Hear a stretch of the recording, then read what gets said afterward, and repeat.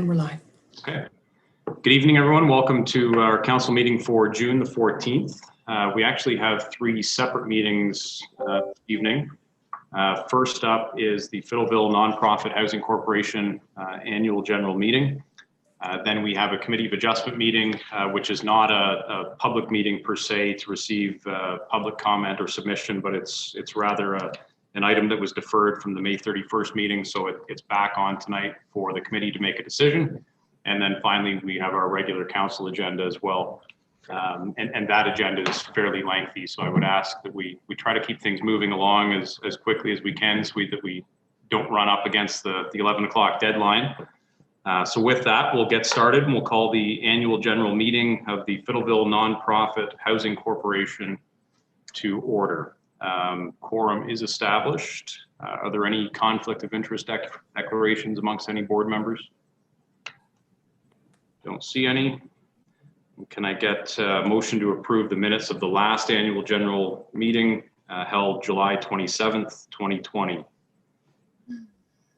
Board member Bernardo, seconded by board member Fegan. Is there any discussion on those minutes?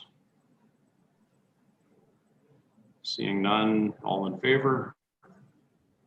That's carried. Okay, Trevor, do we want to do the review of the audited financials first before the management report? Yep, and as you might know, Ben Cole is here, your auditor, so I'll pass it over to Ben at this point. All right. Hi, Ben. How are you doing? I'm good. How are you guys? Good, good. Okay. I'll respect your desire to have brief presentations tonight. I'll keep my observations to a minimum. We've conducted your audit. The Fiddleville Shelbring Nonprofit Housing Corporation has a December 31st, 2020 fiscal year end, and these of course have to be submitted along with some other reports to the County of Dufferin every year. I will adjust the audit report date to June 14th to reflect the date of today's meeting on the final versions. I'll just make a few brief comments on the balance sheet and the income statement. Balance sheet at December 31st, you're in a good position. You've got $166,000 of cash. Accounts receivable, $41,000. Most of that is your HST rebate. And it was higher this year because you had the roof replacement and some other capital expenditures. So there was more HST to recover. No other big changes in the asset section, and really in terms of liabilities, nothing exciting going on at December 31st. You had the usual amounts owing to trade suppliers, the December mortgage payment. The only unusual item, really, subsidy payable to the county was $72,000. That's because they're a year behind. They have not reviewed your 2019 financial statements and subsidy calculations. So the 72,000 represents about 36,000 from 2019, and we're estimating another 36,000 this year of subsidy that needs to go back to them. The statement of reserve fund operations and surplus is on the next page. The surplus is up to 112,000. That's money in your general fund that you can use how you please. And you've run a $37,000 surplus this year. You started with 75, so the running total is 112. So you've come a long way from a few years ago when there was almost nothing in the general fund. And the reserve fund activity, the noteworthy items there, you had this funding from Ontario Renovates for 60,000 and a smaller grant from the county for 10,800.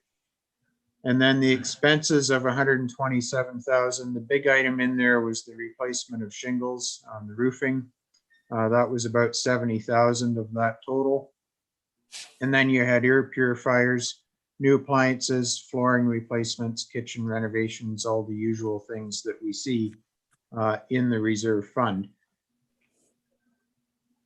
And the statement of operations, or your income statement, we'll just work from the top down and make a few comments there. Market rents, 187,000, we're right on budget, and RGI rents, 109,000, we're pretty close. And your occupancy target is 28. RGI units in 17 Market. I think you were pretty close to that occupancy during the year. The subsidy from the county was $350,000. Solar revenue was way down because the equipment was removed during the roof replacement project. So unfortunately, you missed the big summer months of electricity sales. And as I mentioned earlier, $36,000 is the estimated subsidy to be returned to the county. If you're wondering why that is, your RGI rent revenues were about $10,000 higher than budget. So that money goes back when you exceed the budgeted RGI rents. And the other big reason is down in the expense column, municipal property taxes. The number used when they calculate your subsidy was 100,000, but the actual assessment was only 81,000, and that was even lower than 2019. So the impact assessment has gone down, I believe, on the property. So therefore, the property tax expense has been lowered. So that's one expense line that they do fund 100%, but when the actual expense is lower than the estimate they use to set the subsidy, you have to give the difference back. The other expenses were really quite stable. The only other comment I was going to make, the third expense line down is called amortization. It's $187,000. That's the amount of mortgage principal you're paying off every year. And the total mortgage is now just over 1.1 million. So you're only about 5 to 5.5 years away from being, completely debt-free, having that paid off. You can see the very bottom line, even with the repayment of subsidy of 36,000, you're still running a surplus of 37,200. And fortunately, Dufferin County does not claw back half of that surplus. Some other service managers in the province do. So as long as they continue that practice, you get to keep that in your general fund, which is great. So I'll wrap it up there, and we'll try and answer any questions if there are any. Okay, great. Are there any questions for Ben? No? Okay. Then I'll look for a motion to approve the audited financial statements for year ending December 31st, 2020. Board Member Hall, seconded by Board Member Wegner.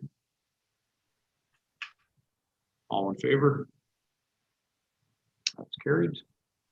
Excellent. Thank you, Ben. Great. Thank you. Okay. Trevor and Donna, if you want to run us through the management report. Okay. Again, I'll be pretty brief because Ben just did the audited. So we look at the financials first on page 8, 9, and 10. This is April 2021. We continue to do very well. We have $243,000 in cash. I do want to make a comment at the last board meeting. I was given direction to invest some money within CASA. The tricky part is I've since done a bunch of research into our funding. We have short-term bonds, long-term bonds, and then basically the stock market. Low-risk stock market. The stock market right now is making about 20%, but long-term and short-term bonds in the last year have lost about 10 to 15%. And so the model is you buy some stocks, you buy some bonds, and they win out at the end of the day. We had given direction to buy long, like the medium quality bonds, like the midterm bonds. That would have lost us money. So I sort of hesitated until we get some more direction from this board. Right now we left in the bank account, we get about 1%. But when interest rates are down, bonds are down, like there's this unique correlation. And right now I'm skeptical to invest that money anywhere other than our bank account, which is secured. Okay, just on that point, Carrie, could you come online just for a second? Is there anything in terms of our own investment policy that dictates what we can and can't do? We do have an investment policy, yes, that I could forward to you, Trevor, if you like. Or we can talk about this. I think offline, maybe if we could call, like to give some direction, and subject to the carries in our discussion to come back and update the board. They said right now it's been a bad quarter for short-term bonds, a bad 6 months, great 6 months for, for equities. And so I just passed that on. At this point, I've chosen not to do anything because when I was reviewing all the statements, they're all down about 10% of the bonds. Yeah. Okay. Is the board okay with that approach then? If our treasurer and Trevor sort of go through that and then come back at our next quarterly meeting and give us a report? Okay, not seeing any objections, so let's do that. Okay. I just feel 1% interest right now is better than risk. Better than losing money. Yeah. Yeah. Okay. We have $41,000 currently invested in the reserve fund. I don't think there's anything else there that's too important. If you look on page 9 as a bottom line person, our reserve fund has 41,000 and our accumulated surplus at this point is we're up to $144,000. As Ben mentioned, our mortgage does expire in about 4 years. So that'll be interesting at that point, with the need for affordable housing, whether we're able to leverage, our portfolio to maybe build a 30-unit building or something. But we'll have those discussions with the County of Dufferin at some point. Next page is just our January, February, March, April, 4 months of the year income statement. There's 2 middle columns in the middle, year-to-date actual, year-to-date budget. I did send this to the board. You've had it for like a week, and I'm just saying every line is basically exactly, there's nothing there concerns me at all. If you go halfway down snow removal, we were lower than budget.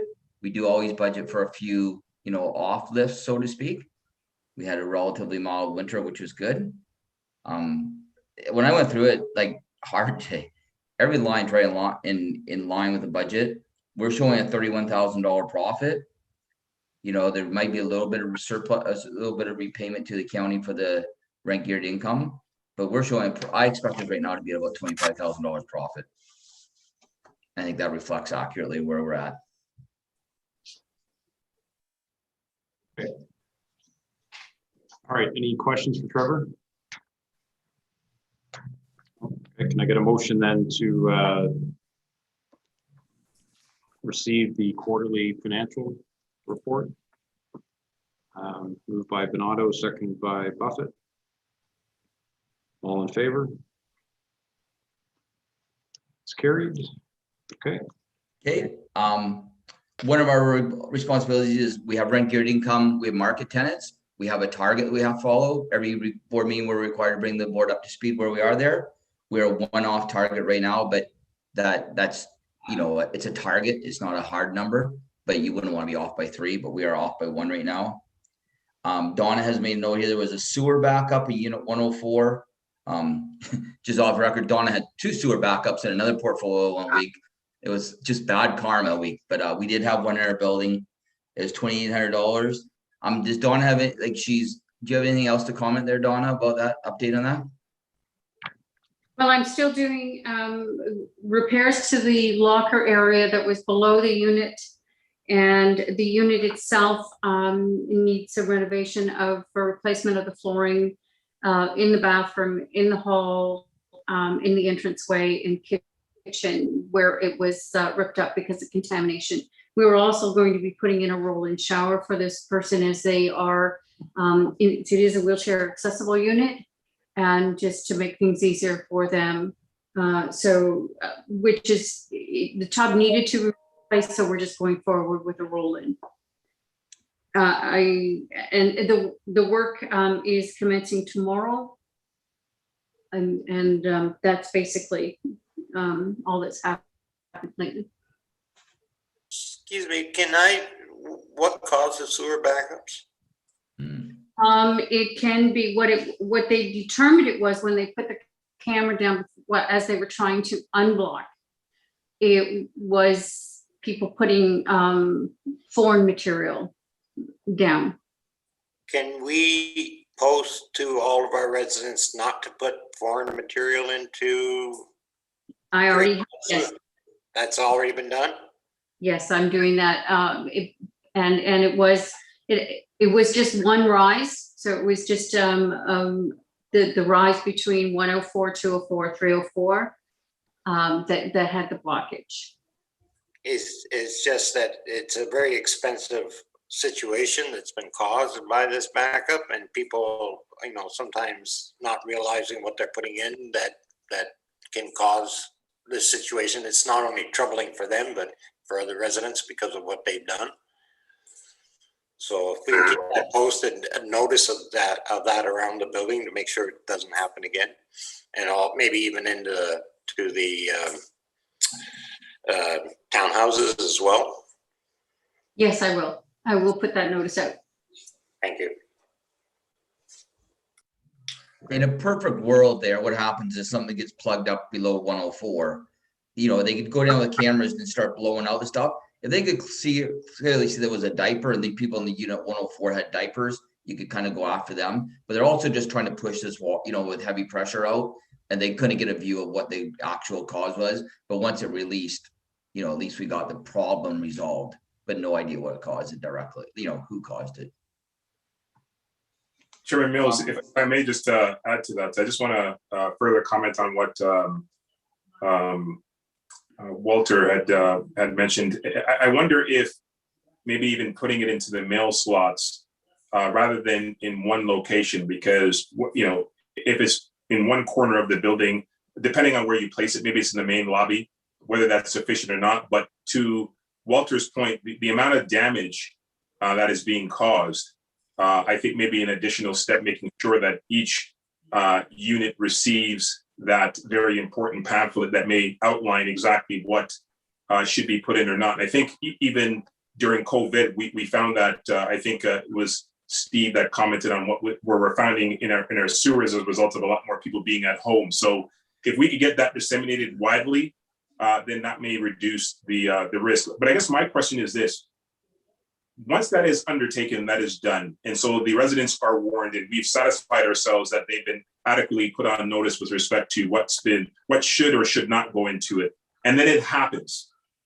I'm assuming, do we simply eat the cost of that, or do we try to collect that, at least a portion somehow of that? Many times we'll find a toy, like a kid's toy, stuck down there when they go with the camera and then blow it out. We have gone back in other situations and been able to say, that's your kid's toy. We're confident of that. In this case, even if you warned everybody, like I'm saying, what happens is there's a big block up 3 feet below 104. They're just forcing it, trying with the camera. And once it's gone, it's in your sewer system. How could you, it's either 104, 204, or 304, unless you are pretty certain but we will pursue if we had grounds to suspect, absolutely.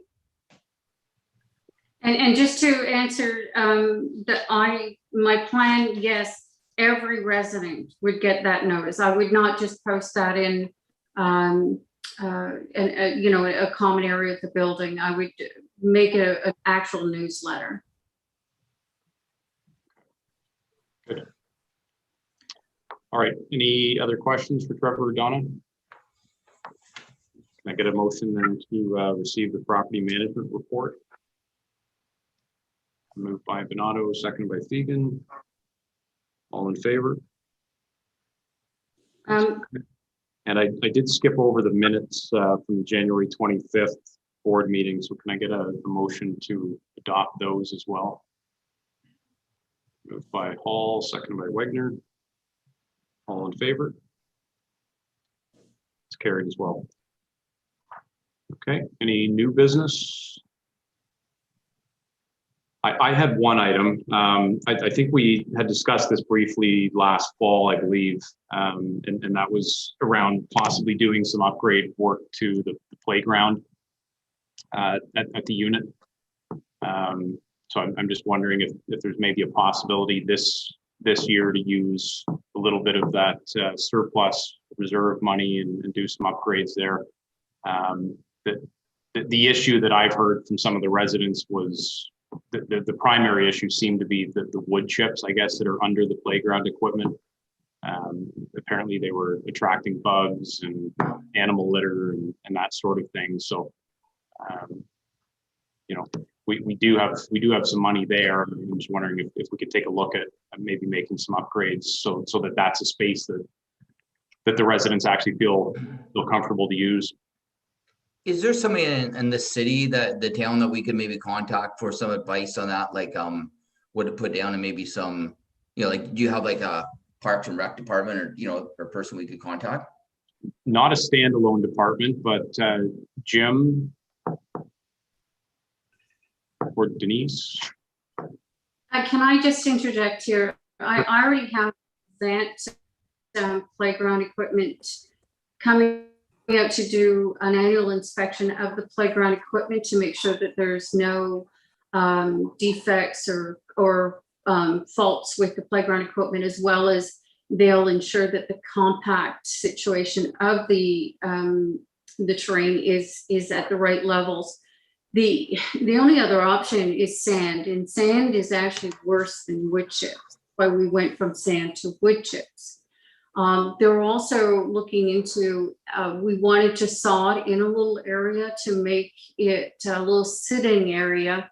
So they're giving me the dimensions of what is permitted, how far away from the playground we can actually sod. There has to be so many feet from a slide, from any parts of the playground. There's regulations there. So I am having all of that, and I'm hoping that they will be attending as soon as next week to give us that information. And then, as soon as they say that you have this much area, we'll put some landscape down. Walter? I know when at the accessibility committee, we've talked about playground equipment, the bottoms of it.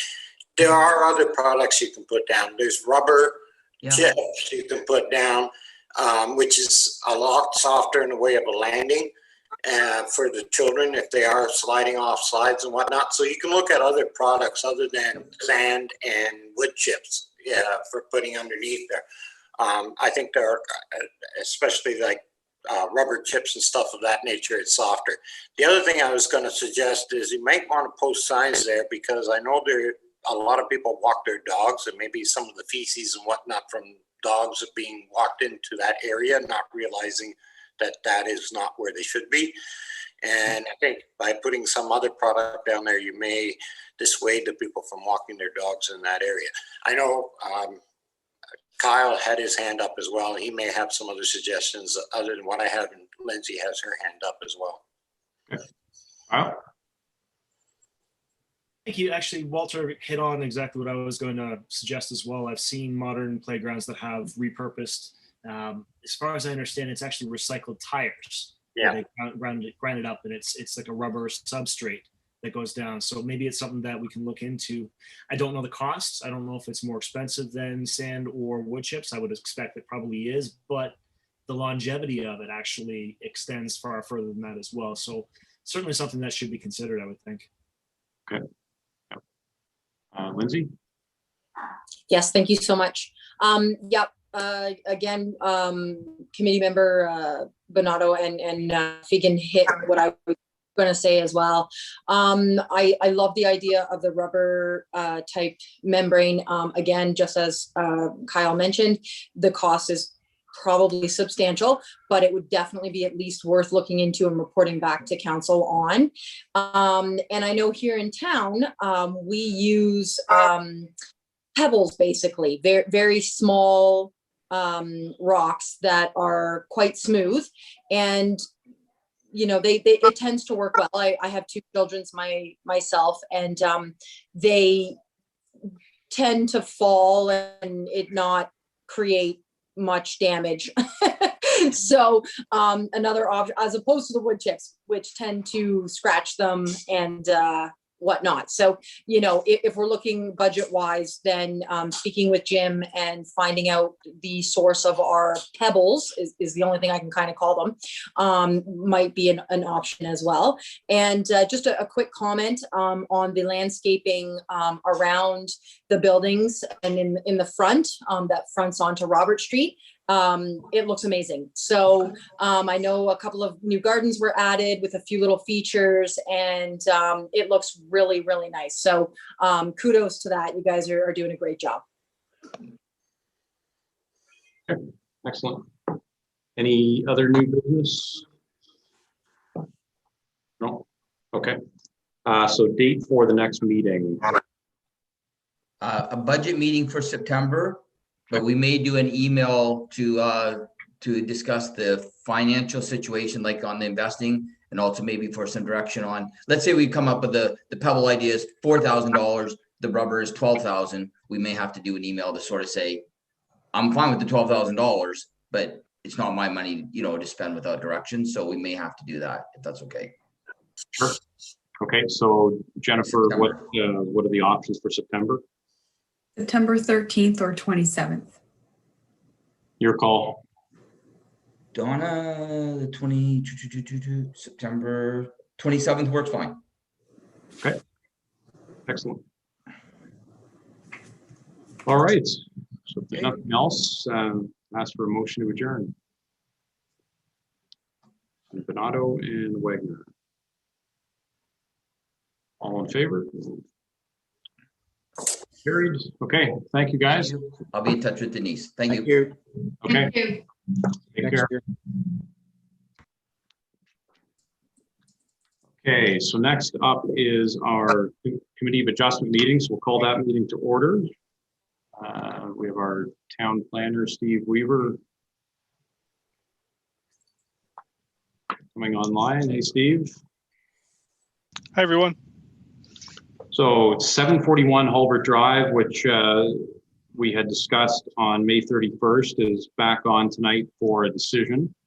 Do you just want to give us a very quick sort of memory refresher on this one? Sure thing. So you'll see summarized in my report, P 2021-22, a bit of a recap about the application. The purpose of the application, again, is just to allow for relief from the definition of a cellar in the zoning bylaw so that it can be considered as a basement, even though it's more than 50% below grade. And the reason for that request is so that the applicant can put a proposed second residential unit in the home in the lower level of the home. So one of the primary reason that this was deferred on May 31st was at that same meeting later in the agenda, council was considering a report and update regarding servicing allocation and specifically what type of reserve, if any, should be provided for the stage 1 and 2 area for these types of secondary units and infill projects. So you didn't know the outcome of that until later in the agenda, and so this was deferred to this meeting. Of course, we now know the outcome of that discussion, which was that a reserve of 10 cubic meters per day, which provides for a range of units depending on the type of unit for the stage 1 and 2 area. And this is well within that. We've noted a few comments just in regards to our discussion with the town's engineers on servicing impacts as it relates to secondary units.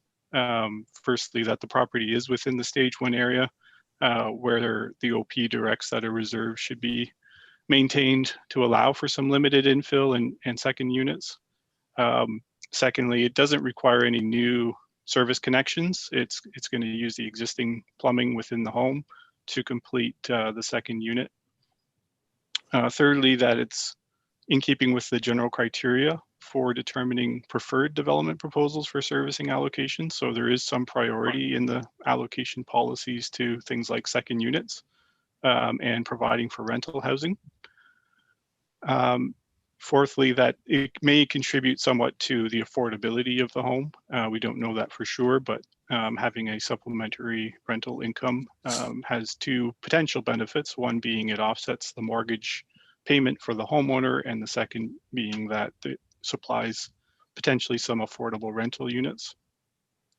And then lastly, just that we have continued to recommend a condition that this is not an unlimited servicing allocation from a timing perspective, that it should be maintained for a maximum of 1 year.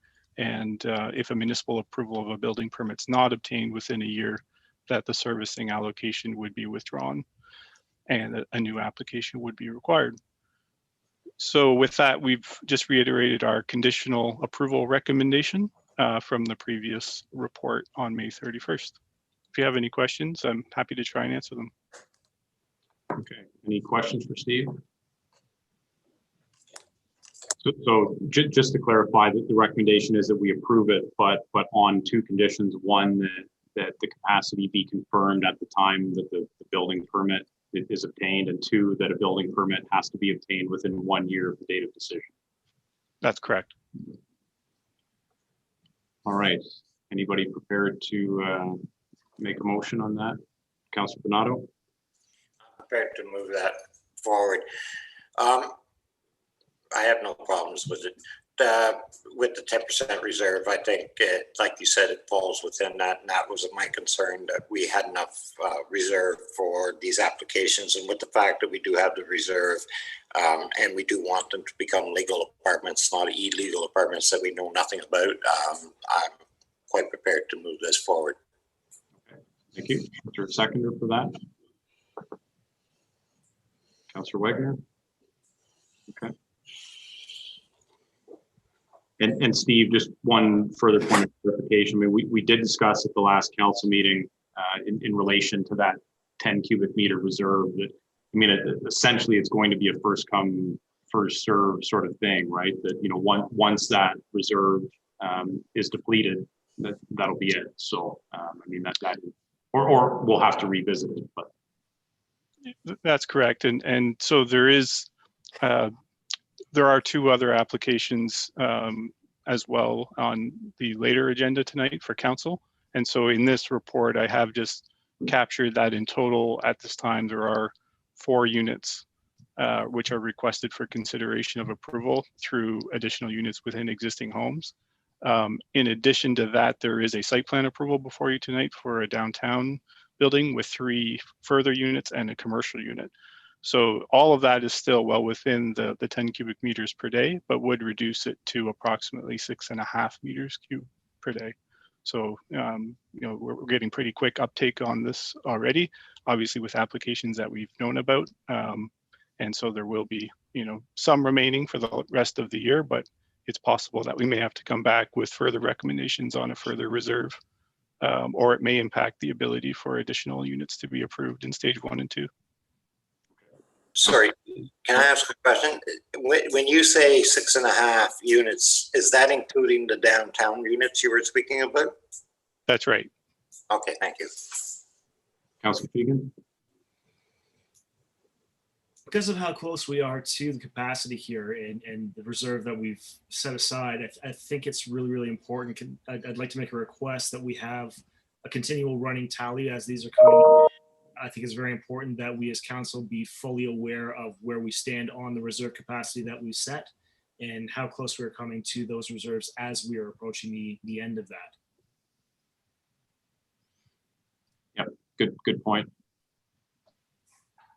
Okay, Deputy Mayor Anderson.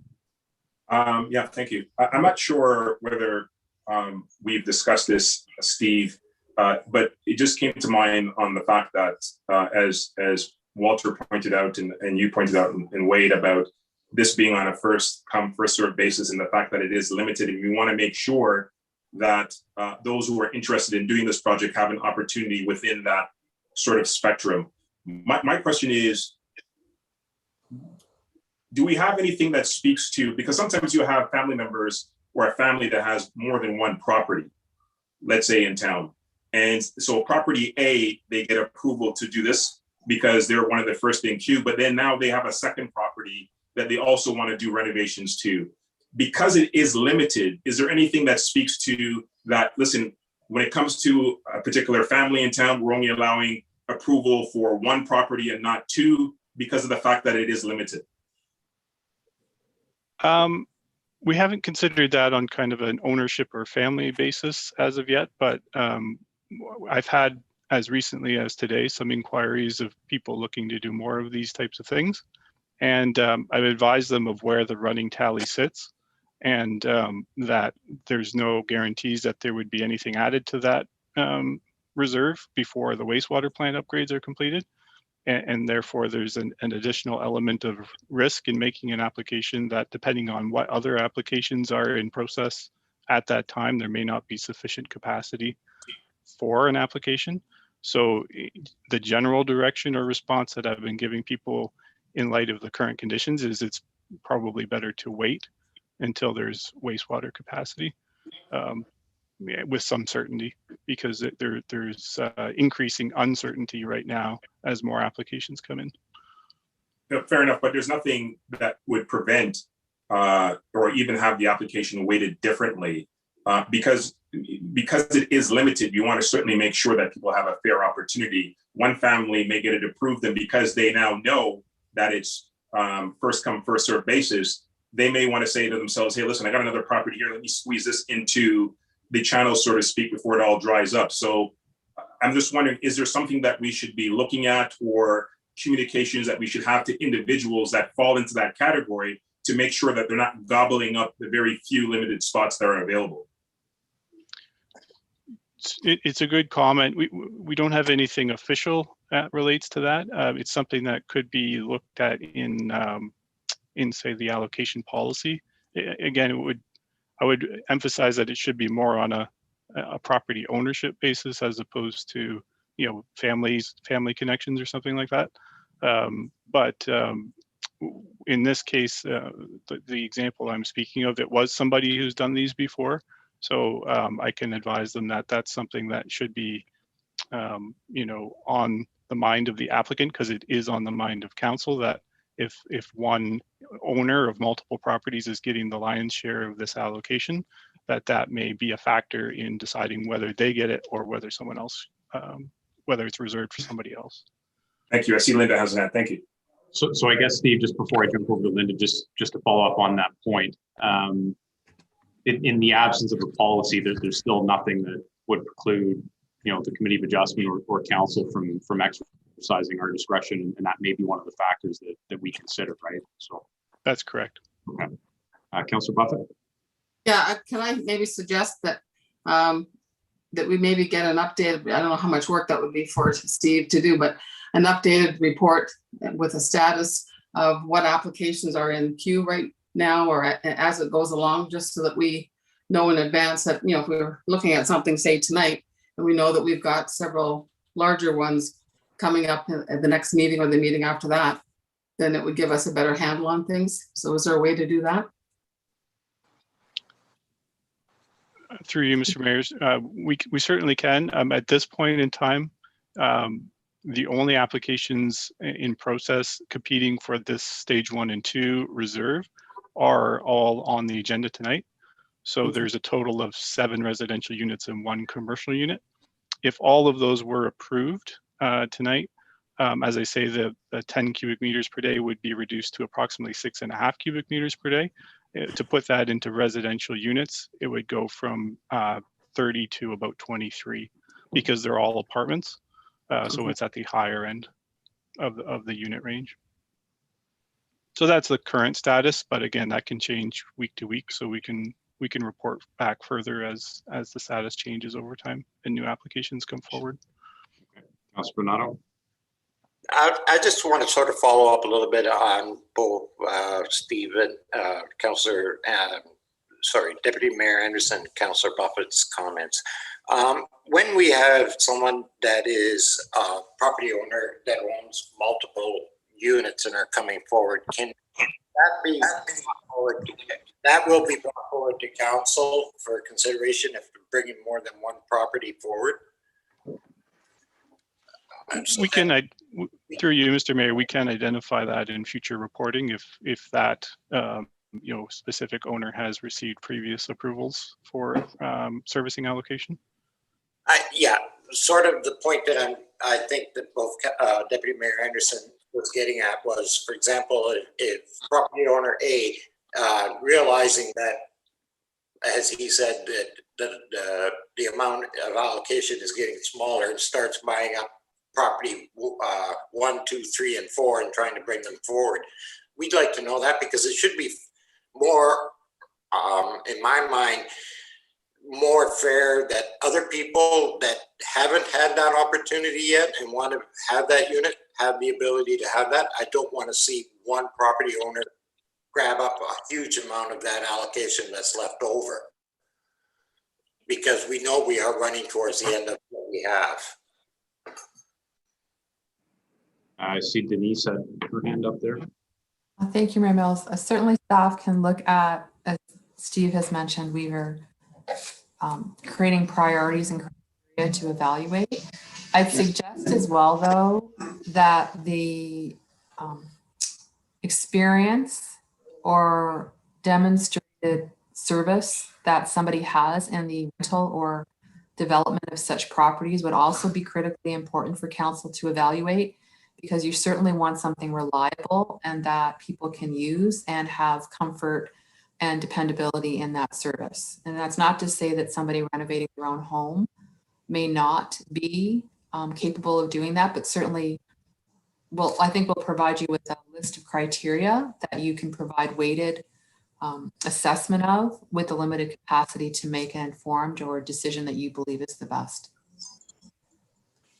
That's good for me, as long as there's enough criteria in there that we can make that well-informed decision, and also knowing that we are making a fair decision for everybody within the community that wants to progress in that direction. And at the end of the day, as I said a few minutes ago, whether there's prescriptive evaluation metrics or not, I mean, I guess ultimately it's up to the discretion of the Committee of Adjustment or council, as the case may be, to make the decisions that we see fit in the circumstances. So, I for one, I think, would kind of prefer to have that flexibility as opposed to being, cornered into a score sheet, which may not always get us the results we want. Yeah, Mayor Mills, just to finalize the point there, I agree exactly what Councilor Bernardo is saying. As long as it's being flagged, so whether it's prescriptive or not, it comes to us, and then we can make that discretionary decision. Thank you. Absolutely. Okay. So we do have a motion on the floor. The recommended action was moved by Councilor Bernardo, seconded by Councilor Wagner. So the motion reads as follows. After considering the application, the committee is satisfied that the request is desirable for the appropriate and continued use of the subject property, maintains the general intent and purpose of the zoning bylaw and official plan, and is minor in nature.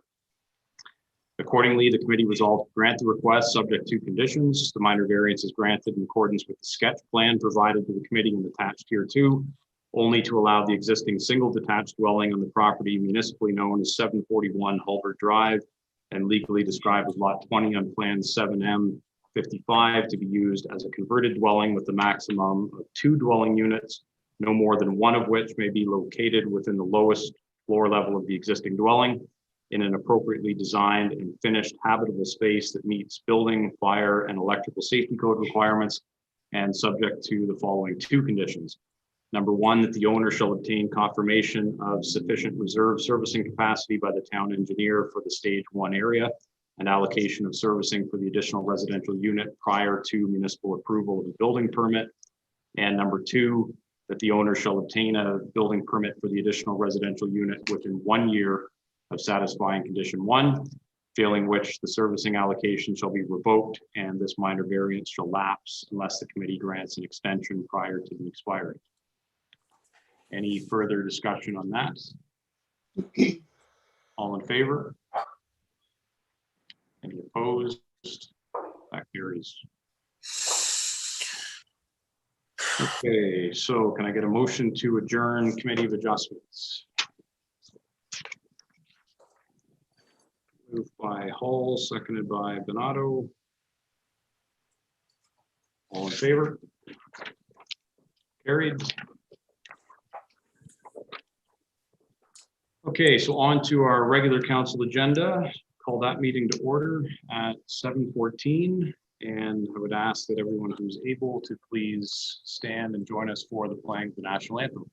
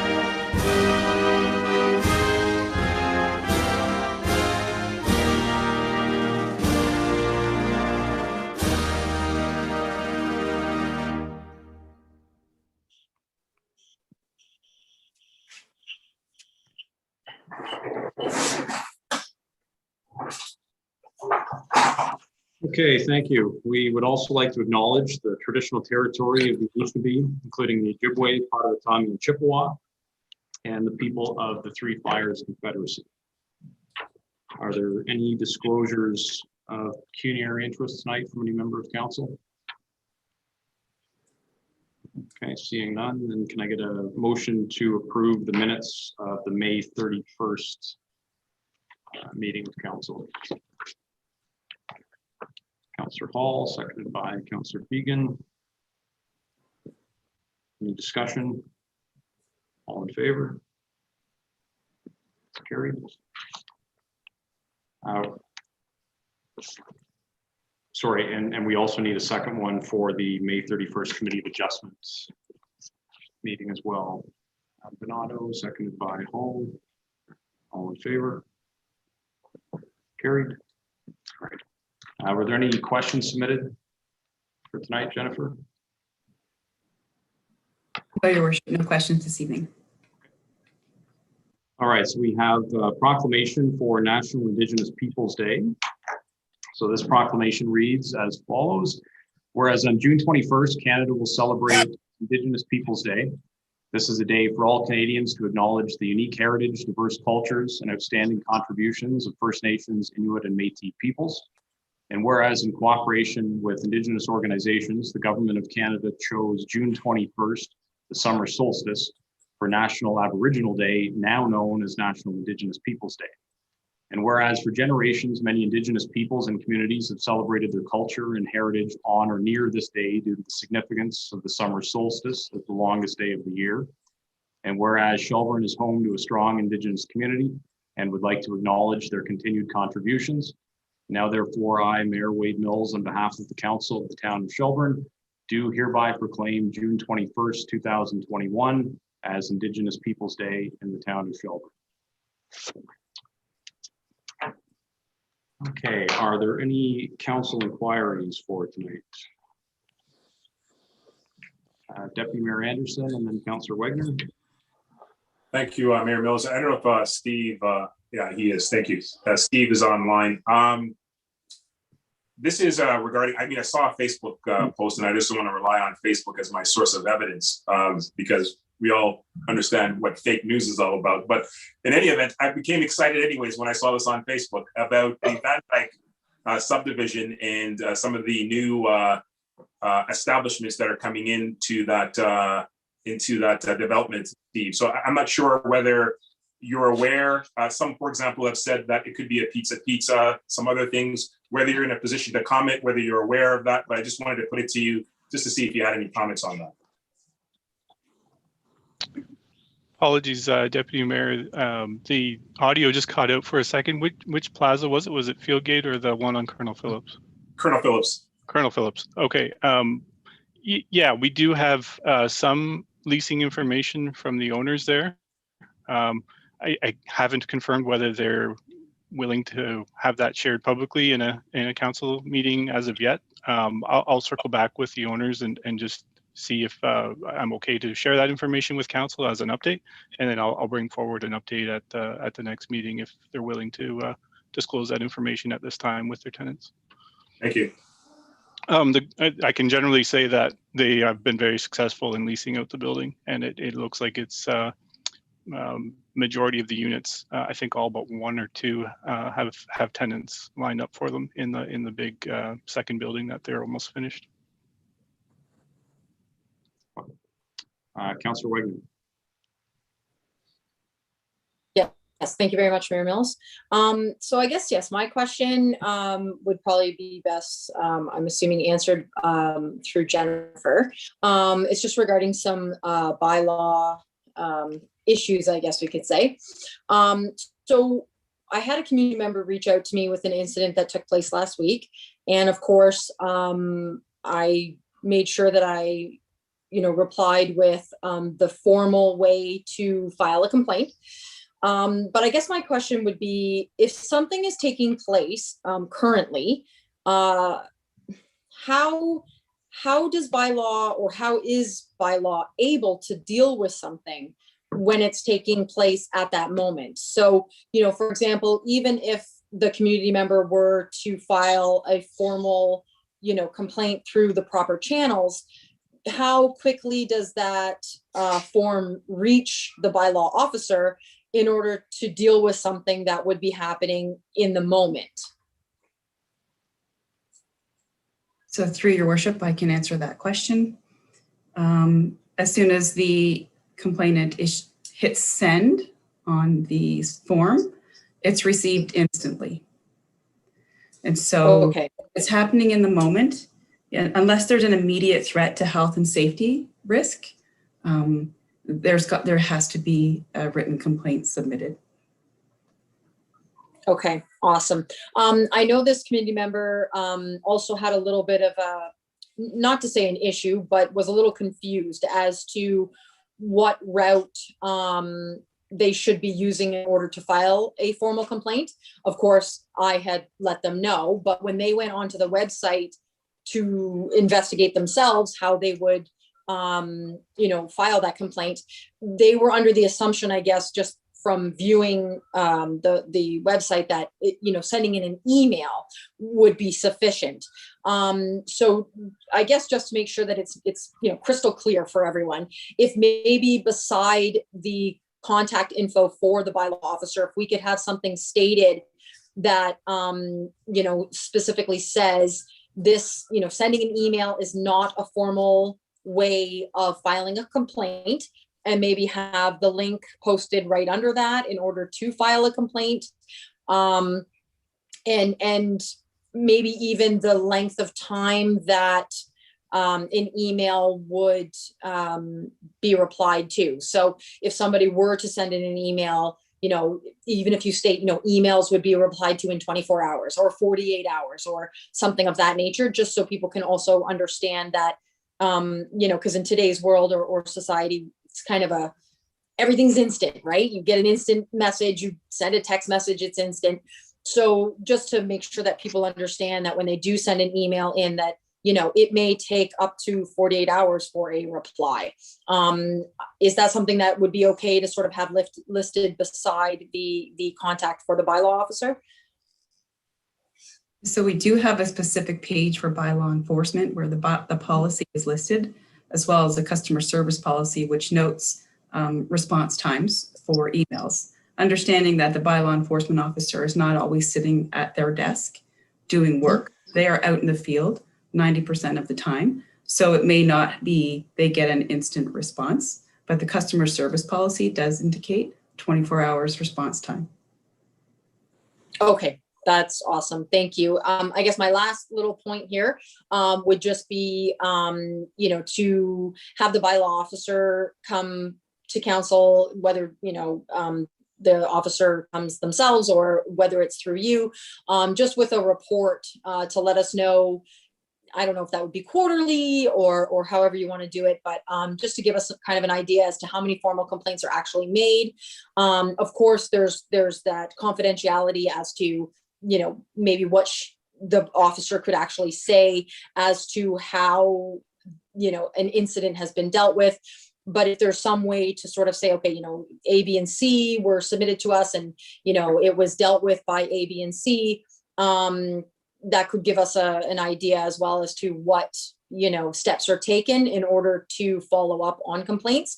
And then maybe just how many complaints have been successfully resolved as well. So just sort of a report that council kind of has under their knowledge, just as to, how many complaints we're dealing with in a certain timeline. And, through your worship, the previous staff members used to bring forward update reports to council with the difficulties in staffing this position. Those have not been brought forward in recent months.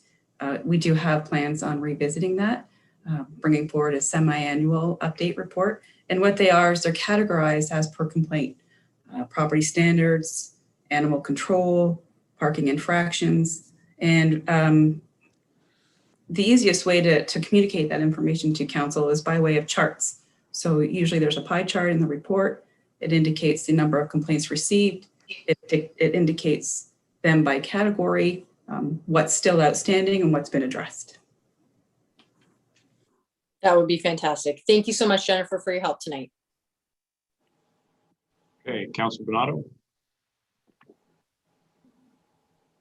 I know in previous we had sort of following up a little bit on Councillor Wigner's comment. We used to have a bylaw officer that used to go around town and drive through the town. And if they saw something that was a little obvious, they would maybe look at it. I've had several complaints on First Avenue for First Avenue. The grass there is weeds or grass. I'm not sure what the heck is there anymore, but it's at least never looked like it's been cut or looked at or taken care of as a property. And it's obvious. And the situation should have been looked at under property standards quite a while back. So I'm just wondering, does the bylaw officer ever drive around through town? So yes, as I just, through your worship, sorry, Mayor Mills, as I just noted, the bylaw officer is out and about 90% of the time. So that type of complaint is reactive within our policy and does require a written complaint. It requires a written complaint, even though it does. Yes, it does. So I think it wasn't all that long ago that the council sort of reviewed the whole bylaw regime and you know what was complaint driven, what was proactive, for lack of a better term. Could you maybe recirculate that report to council, and then I mean if we want to take another look at it, we can do so, but at least just for kind of initial consideration, if you could just flip that report around to everybody again, because I think you did, or whoever drafted the report, I can't remember, but I think it was listed, and each different category then had a corresponding column to indicate whether that was reactive or proactive. And it's maybe a good refresher just for all of us. And then if we want to revisit it after we take a look at it, we can look at doing that. I certainly can. Yes, Your Worship. Sorry, Your Worship, if I can follow up. I think it in times past, and the reason we passed the property standards bylaw in my memory, and I'm going back for quite a while, there are properties when you see garbage sitting on the outside, couches and other things where people have maybe rented and moved on and not looked after the property as they should. Bylaw had to step in and maybe get the property owner to clean up those types of properties. And that was the reason for that. That is not a complaint, should not be a complaint driven, but should be something that we as a community react to. We don't need to have our community with properties that are just horrible and neighbors being forced to complain and maybe not getting the results they want. The other issue is one of the complaints I have that with COVID and staffing that we have in town, and unfortunately sometimes it's difficult to get into town. Some of the elderly people also aren't computer driven and can't get onto the computer system to necessarily put their complaints forward. So I don't know if there's an easier way. I know that they have to get on a computer or phone in and hopefully get a hold of somebody that they can put their complaints into, but that's some of the issues that have been raised in with me. Now, if I can leave that aside, the last meeting I was a little confused, I think, when I mentioned that I wanted signage for crossing. I mentioned Robert and Park, and it wasn't Robert and Park that I was after. I apologize. It was Old Village and Park that I was trying to get at, because that is people coming up from Robert Street have to cross over to Old Village Court to follow through to go into the school yard. And we have people coming down Park and coming up Old Village itself as well. So that crossing is just about as many people crossing through there, will be crossing through there in September when school reopens, as there are down at Robert and Park. So I apologize for that, Jim, but that was the actual area I was trying to get at. And I know that our foreman, Brad, was out looking at the no parking signs on Old Village, and I believe I did speak to him, and he mentioned that they are further apart than they should be. And I'm wondering, as a follow-up, are we doing something with that? Through your worship, yes. They're to be 50 meters maximum apart, and some of them are at 65 meters. So yeah, we're gonna look at adding the additional signs in. There is a change in sidewalk on Old Village Lane. Normally the no parking is on the same side as the sidewalk. So we just want to do a double check with the bylaw on that tomorrow, or they would have had the no parking signs installed today. We just want to make sure we have the right side of the street for the cul-de-sac area. So. Okay, I appreciate that. Thank you. You're welcome. Councillor Hall. Again, sticking with the sign item. Again, going through the downtown over this last few days, I've noticed that we still have the video surveillance signage. However, it's referring to the chief of police and the town hall, which obviously is no longer. So looking at what we need to do with regards to that aspect.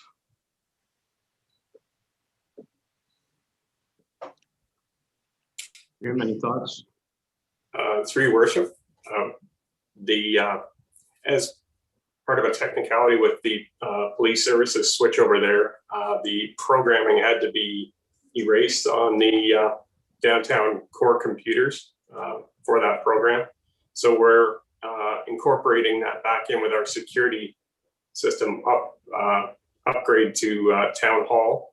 And that's underway currently right now. So we'll be adjusting that signage accordingly as well. So there's a number of signs downtown that will have to change over slightly. So. Okay. Thank you. All right, anything else? Okay, so on to the first reports. Report for our planner regarding the site plan application for 121 Adeline Street. All right, thank you, Your Worship. I can provide an overview, and I've put a few slides together just to help with the visuals. And the owner and applicant, Paulo, is here as well, I believe. I saw his name. Yeah, there's Paulo, Paulo's iPhone. So let me just share my screen.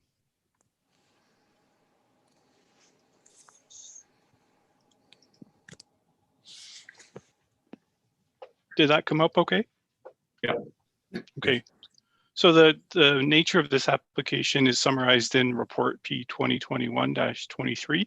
It is an application for site plan approval for the property located at 121 Adeline Street. So this is one of the smallest properties in town, actually, and it's located on the east side of Adeline, on the north side of the existing public lane behind Main Street. You can see this is a 2018 air photo. I've zoomed in a little bit from the previous image. This is the general location. But you can see that there was a building on the property, basically covering the entire site up until about March of 2020, when it was approved for removal by a demolition permit with a previous owner of the property.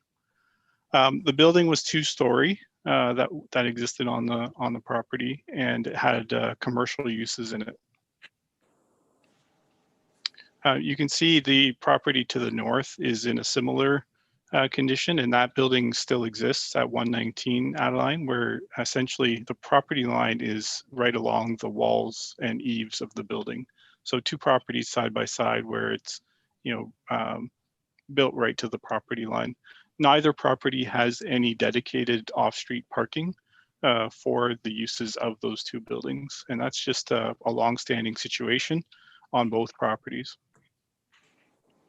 I've just put two comparison air photos side by side here, again, just to illustrate that the current condition is a bit different than what's shown on the 2018 air photo, obviously with the removal of the building on the property. Other than that, though, the surroundings haven't really changed significantly. You can see in the left-hand photo, the property to the east had a large accessory building at the back, and it does not appear in the air photo to the right. So an application's been filed by the owner to redevelop the property, and the building proposed would be 3-story, similar to the original building that was demolished. The building, in order to maximize the usable space and make a viable development, is proposing to build the building essentially right to the lot lines, with exception to the south lot line along the municipal laneway, where there is a 1.2 meter setback at the ground floor proposed. And that's really to make sure that there's sufficient space for visibility for the proposed private garages for parking along that side of the building. The design of the building would continue to be fronting and oriented towards Adeline Street. The north side would continue to, as the previous building, abut the existing building at 119. The back of the building, as per the previous building, would be right up against the east property line. So in total, it's a 95% lot coverage proposed, which is a bit less than what was there previously with the previous existing building. The other note I'll make is that this new building will resolve a former encroachment. So the previously existing building actually encroached on the town's right-of-way, as well as I think in one spot along the property line to the north. So that will be resolved through the new building with no encroachments. So floor plans have been provided with the application as well, in order to accommodate the minimum parking of 1 space per residential unit on the upper stories. The owner has proposed 3 private garages accessible from the municipal lane. You can see they're labeled here as interior parking spaces 1, 2, and 3. And then the rest of the space on the main floor would primarily be for a ground floor commercial suite oriented towards Adeline Street. That commercial suite would have a floor area of about 50 square meters, or close to 550 square feet. So a fairly small unit, but maximizing the usable space while providing parking for the residential units above. And then the remaining space is for the independent stairwells to access the apartment units on the 2nd and 3rd story. This dashed line on the south part of the drawing, it indicates the property line. And then the solid line inside of that is the limit of what's proposed for the 2nd story. And then the double line here is the proposed face of the main floor of the building. So you can see that the 2nd and 3rd story would slightly overhang the lower story. And again, that's to make sure that there's adequate space to get off of the laneway with a vehicle and enter the parking spaces with having some visibility along the laneway. So 3 residential apartments are proposed. Each apartment would be 2 levels. And each apartment would be, I think, in the order of about 700 square feet, so 350 square feet per level. Each would have a dedicated stairwell from the main floor, and then again going up to the 3rd floor. The 1st floor of these residential units, being the 2nd floor of the building, would be for common space, so kitchen and living room space in each unit. The 2nd story would be for 1 bedroom each, and then some smaller den spaces identified along the north side of the building. There is some limitations on how that north side can be used, because they obviously can't install any windows on the north wall due to the adjacent existing building. And washroom space and so forth in the 2nd level or 3rd story of the building, 2nd level of these residential units. And then the applicant has provided a helpful rendering here just to illustrate the proposed look of the building from the corner of Adeline Street So this side over here with the door to the commercial suite is facing Adeline. The 3 garage doors and the individual residential entries, as well as a secondary commercial entry, are all identified facing the municipal lane, as well as the windows on the upper stories and windows for the residential unit on the west side of the building facing Adeline Street. So we circulated the application in accordance with the town's circulation policies, and we received some engineering comments back. We received some agency responses as well. The applicant responded to all of those comments and satisfied all of the requirements in terms of drawings and submissions. There is one requirement still to be addressed, which will be required to be addressed before a building permit, which is that a geotechnical report or information will be required to ensure, adequate soil conditions and stability to support this building, and that's standard information that will be obtained prior to a building permit. Conditions are also recommended to require the owner to enter into the site plan agreement, and we've used the town's standard site plan agreement template for this site with the added notation about the geotechnical information required in the agreement. And then we've also recommended a condition whereby servicing allocation is specified by council resolution for the 3 residential units and for the commercial unit up to 50 square meters of floor area, and that will run with the site plan approval. So the site plan agreement is a little bit longer than the conditions that you just saw recommended for a minor variance. This type of building can obviously take a bit longer to construct.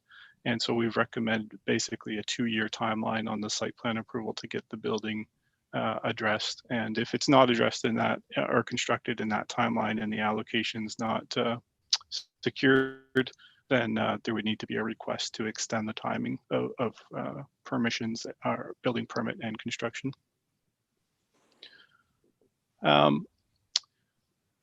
So I've summarized that in the final slide there with respect to the 2 conditions.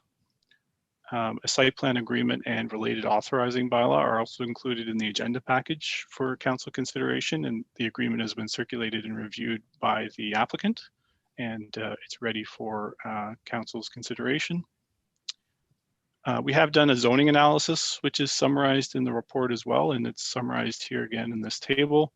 So you can see on the right-hand side that this complies with all of the applicable zoning requirements. The only one that requires a bit more explanation on that is the lot coverage, whereas on a vacant property that never had any buildings on it before, the maximum lot coverage is 75%.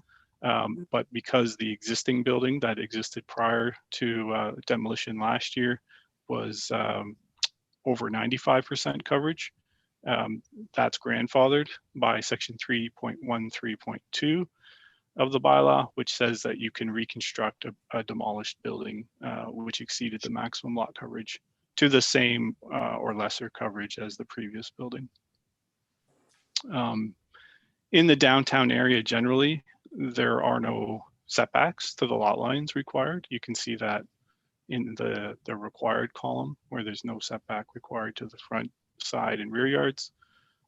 Most of the buildings in the downtown do have some setback because of the maximum coverage requirement, as well as parking requirements and where parking is addressed outside the building.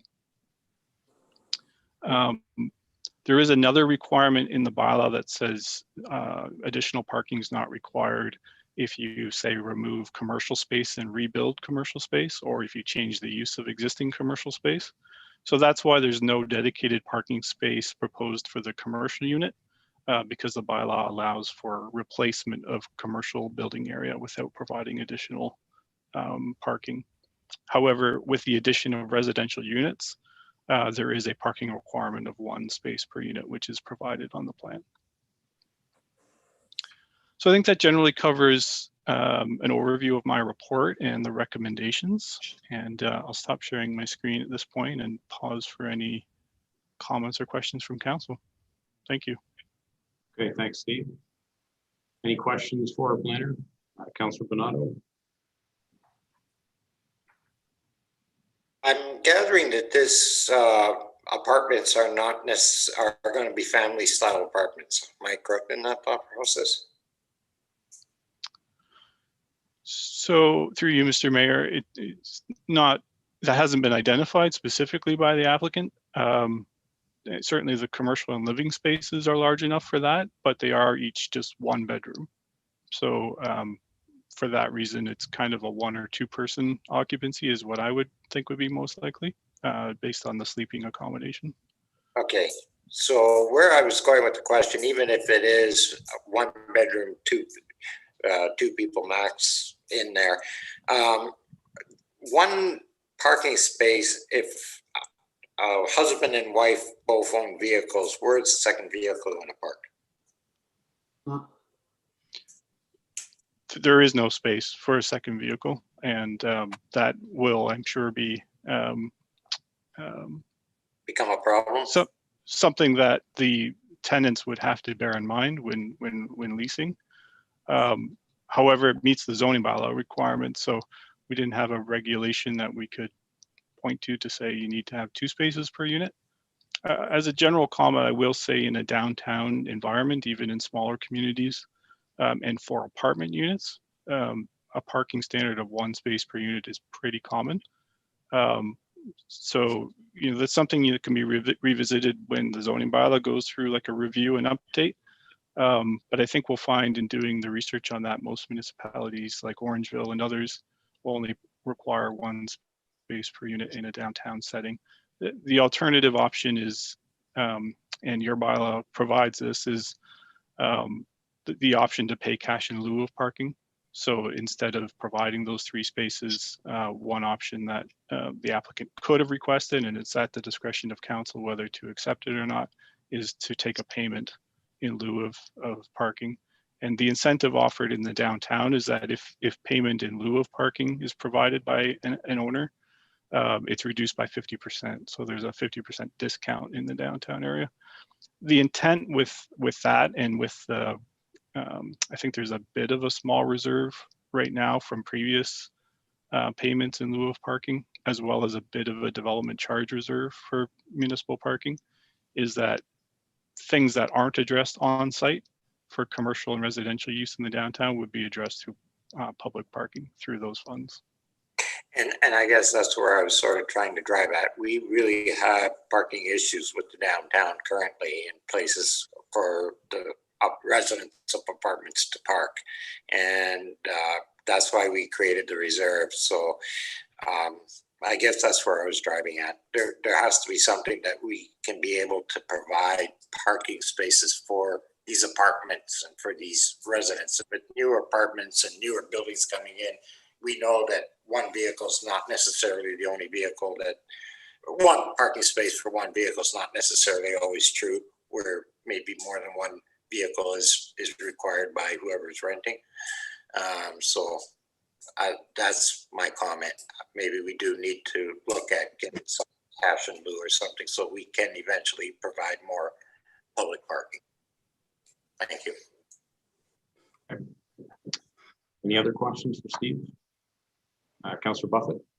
Yeah, I was just looking at the parking location on the ground floor there, where there's a space of what works out to be about 3.94 feet when I translate it into feet. So I'm just wondering if I'm somebody driving in there and coming back out in the morning or whenever, and I back up, if I back up with a vehicle, I don't know that I'm going to be able to see who's coming or going on either side with just going out 4 feet without already having to come all the way into the laneway. So I'm just wondering if that's been considered or thought about at all, as far as being able to get in and out without creating problems with people coming around the corner at that intersection there on Madeline. Yeah, the visibility there was a concern. I mean, 1.2 meters, or as you've noted, about 4 feet, is still not going to allow for a vehicle to fully pull out of the garage and, be on the private property, out of the garage before they enter the lane, if they're backing out, for example. However, the original proposal that came in by application was to have the garage doors essentially right up against the municipal lane. We do have some situations like that throughout the municipal lanes where there's detached garages where their garage doors right on the lane or slightly in. The 1.2 meters was identified because that's what the zoning bylaw says is required along municipal lanes. If it's on a public street, like if one of these garage doors were facing Adeline, the requirement would be 6 meters. But there's a bit of a permission in the zoning bylaw to allow the lanes to be used as maneuvering into and out of private garages. So there's less of a setback requirement. One of the things that the applicant has suggested is to provide improved sight lines. Actually, 2 suggestions. One was to encourage the tenants to back in to their garages. Whether that's realistic in terms of enforcement or actual compliance, I don't know. It wouldn't be a town monitored or bylaw thing. It would be more of a leasing thing.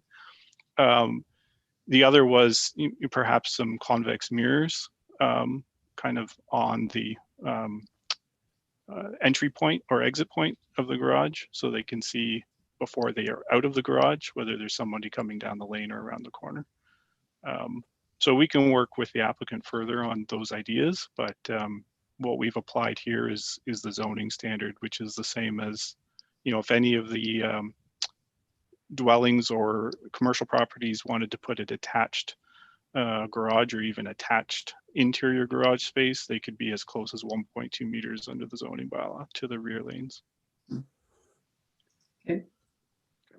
I think perhaps the convex mirror idea, at least on the west side, right at the corner of Adeline, might not be a bad idea. I mean, if the car is coming from the east along the lane, presumably there's enough time for them to see a car either pulling out or backing out. But a car turning that corner, wouldn't have the same sort of notice. So yeah, maybe that's something we can look at. Okay. Anything else for Steve? No. Okay. So there is a recommendation in the agenda. The mover and seconder for that.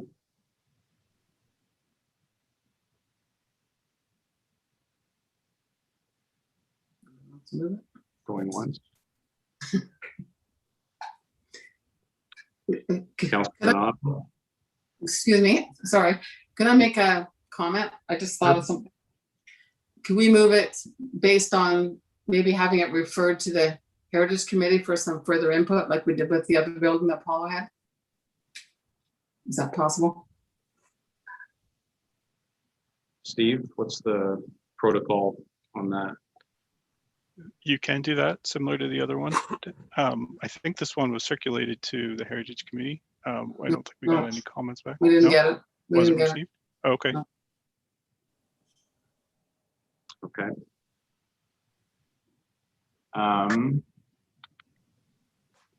So Councillor Buffett, then do you want to make a motion then to refer it to the Heritage Committee and then defer a decision by council until Heritage Committee has had a chance to provide comment? Yes. Okay. Councillor Bernardo, because you had made the original motion, we didn't have a seconder for it, so I guess that motion wasn't perfected. Is there a seconder for Councillor Buffett's motion? I'll second. Can we put a timeline on that just so that we're not keeping the applicant sort of in the weeds indefinitely? When does Heritage meet next? Jennifer can tell us.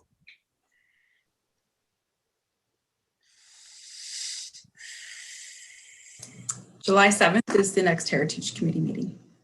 Okay, and then when would the next council meeting be after that? July 12th. Okay. Okay, so why don't we word it that it be referred to the July 7th meeting of the Heritage Committee, and the Heritage Committee is asked to provide comments or recommendations back to council as soon as possible thereafter. Right. Is that fair? And maybe we could also ask the applicant if he wants to attend our meeting as well. Sure, and that's probably a good idea. Yeah, okay.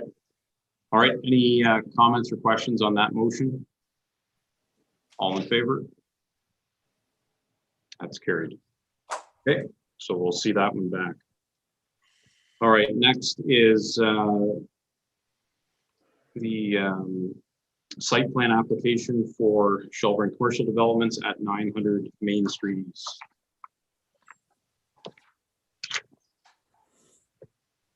Yes, and I do have a few slides and visuals for this one as well.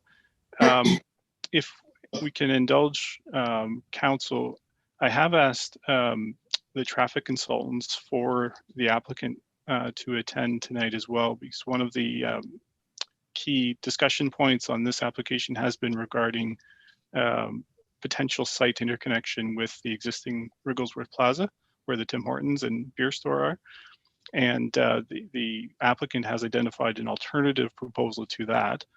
And I think it is better explained and any questions addressed through the traffic consultants for the applicant.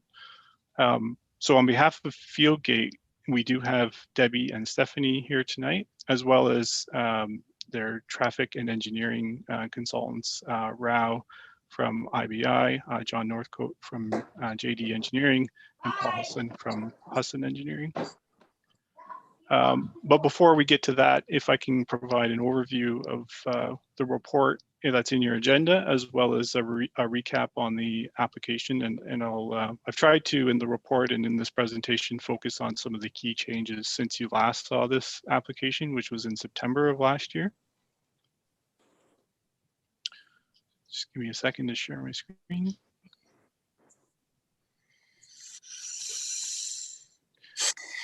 So this is just to recap the location of the commercial block within the overall subdivision development. You can see it's the larger of the two commercial blocks shown in purple here, outlined in red. It's about 3.1 hectares or 7.7 acres with access both from Street B, which will be Ojibwe Road, and Street C at the north end, which will be Potawatomi Crescent. And then you can also see, just for context, the location of the existing commercial plaza here with the Tim Hortons and the beer store, or Wrigglesworth Plaza, and the future medium high density / commercial block to the west. No plans yet. We have had some pre-consultation for that block to the west for some a mix of residential units, but the two blocks are not proposed to be connected directly.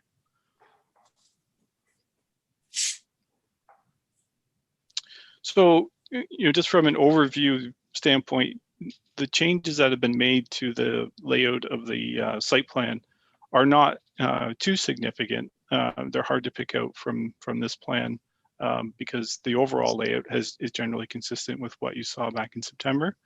I've just highlighted the 5 buildings here in color.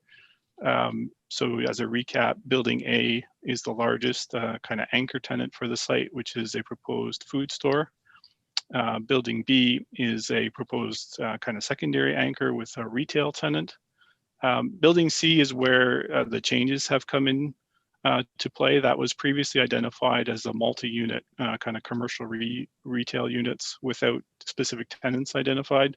And now that's been re-demised into 2 large units.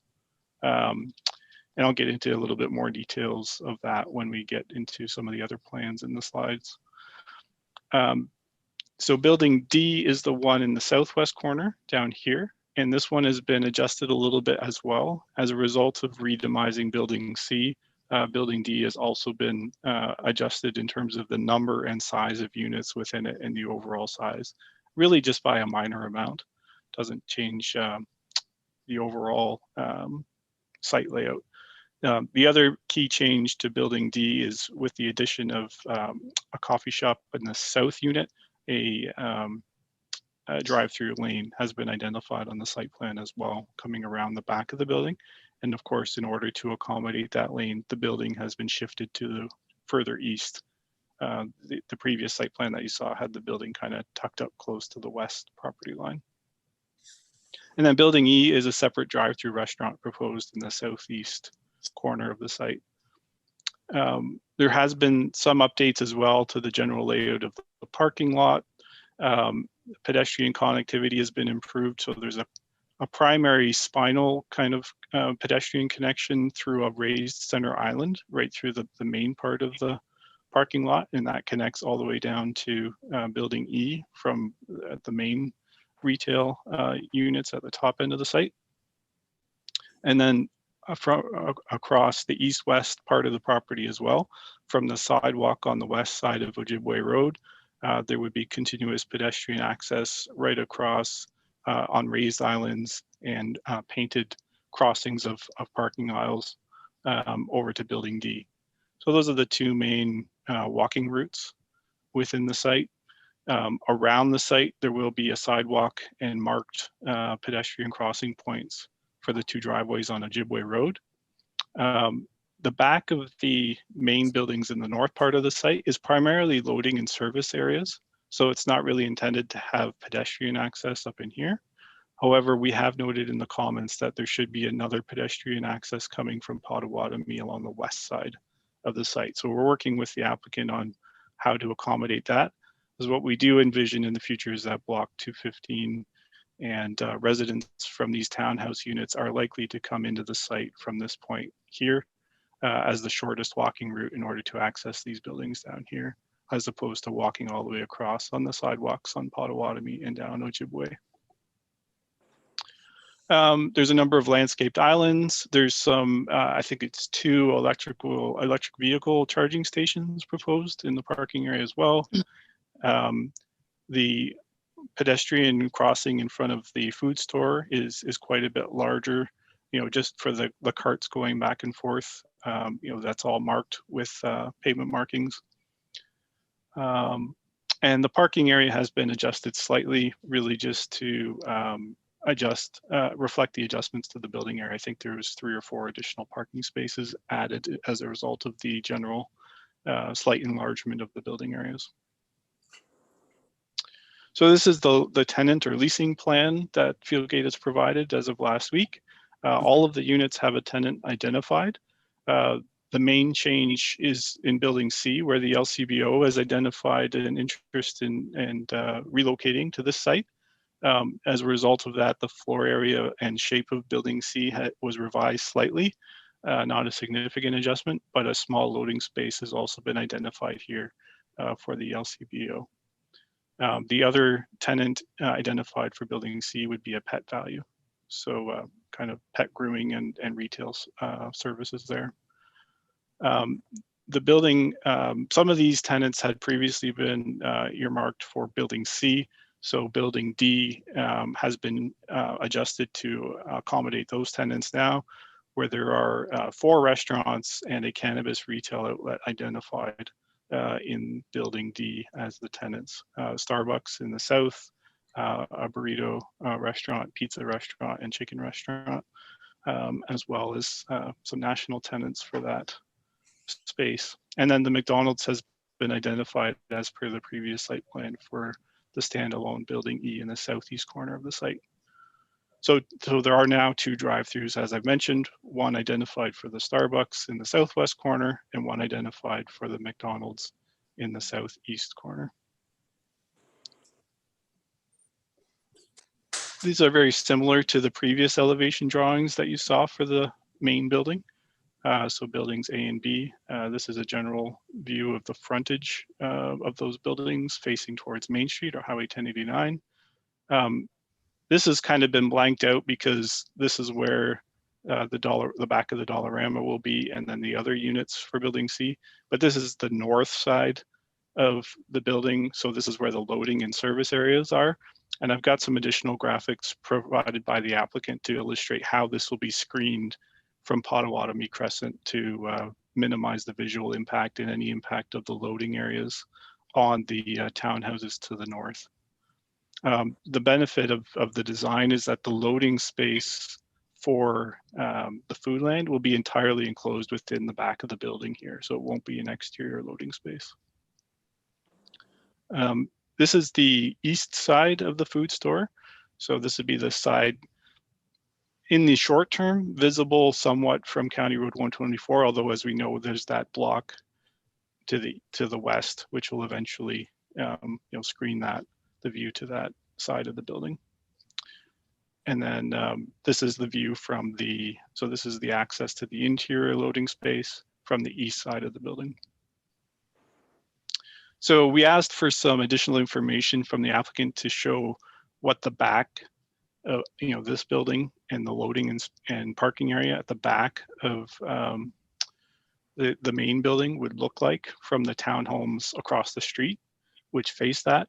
And they proposed a combination of landscaping as well as some acoustic fencing, wood acoustic fencing on either side of the driveway to try and mitigate the impact, both visually and from a noise perspective of trucks and service vehicles maneuvering in that space. And then this is where Potawatomi Crescent comes to a curve, and there's that entrance into the site in the northwest corner. Some enhanced landscaping is proposed in that corner, again, to soften the appearance of the back or functional area of the building towards that side. So it's going to take some time for these landscape plantings to mature, of course. They won't be planted at that size immediately, but this is the general visualization of that as those plantings mature.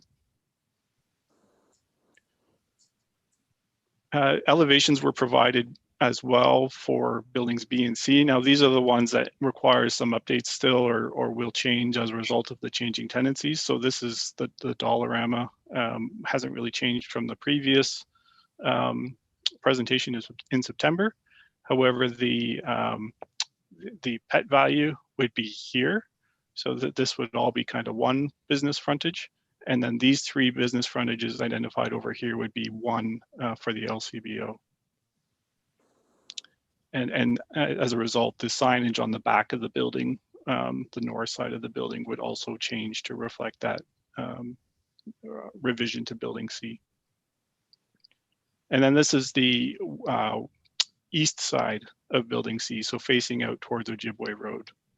So some glazing, colored panels, some brickwork to enhance the elevation a little bit on that side. Building D, this is the one in the southwest corner. So you can see the Starbucks signage is identified there. The other tenant signage hasn't been added to these elevation drawings yet, but we'll get that for the sign permit process. And you can see the general uniform design of the building and how it kind of fits with the design of the other buildings on the site. This is the south elevation that would be facing towards Main Street. And then finally, this is, it doesn't have obviously all the tenant signage shown yet, but this is the general design of the proposed McDonald's. This is the north elevation kind of facing into the site. So towards the Sobeys, towards the Foodland. The south towards Main Street on this side. And then the east facing towards Ojibwe Road on this side. And then towards the Building D area on this side. So we've undertaken a zoning analysis, and you'll recall at the May 31st Committee of Adjustment meeting, there were 2 variances requested and conditionally granted. One of them was for the rear yard, where there is a small area identified that's closer to the north lot line or rear lot line of the property as a result of the angle of that lot line. But overall, it does, it's at least 7.5 meters for the majority of that area. So there was a reduction to 5 meters just for that closest point. So we've just indicated that that is not in compliance with the standard zoning requirement, but complies with the minor variance that was granted. The minor variance is granted conditional on site plan approval. So ultimately, the final approval of that variance goes hand in hand with site plan approval if site plan approval is granted by council. And then the other was the driveway width, where, as I've noted in the reports on May 31st, there are some wider driveways proposed and really required in order to address the loading vehicles, delivery vehicles, and emergency vehicles and their turning movements at the various points of access for the site. Other than that, everything else is addressed. I noted that the parking requirement is 361 spaces. There are 372 shown on the site plan, so it exceeds the minimum, and 16 of those would be barrier-free. There are also, to keep up with the current trends and the tenant needs, there are things like mobile order pickup spaces shown, and as I noted, the 2 electrical vehicle charging stations. The bottom half of the table just compares the maximum floor areas with what's provided. So both of the food store maximum floor area as well as the total maximum gross leasable floor area for this block are well within the maximums for the subdivision as a whole.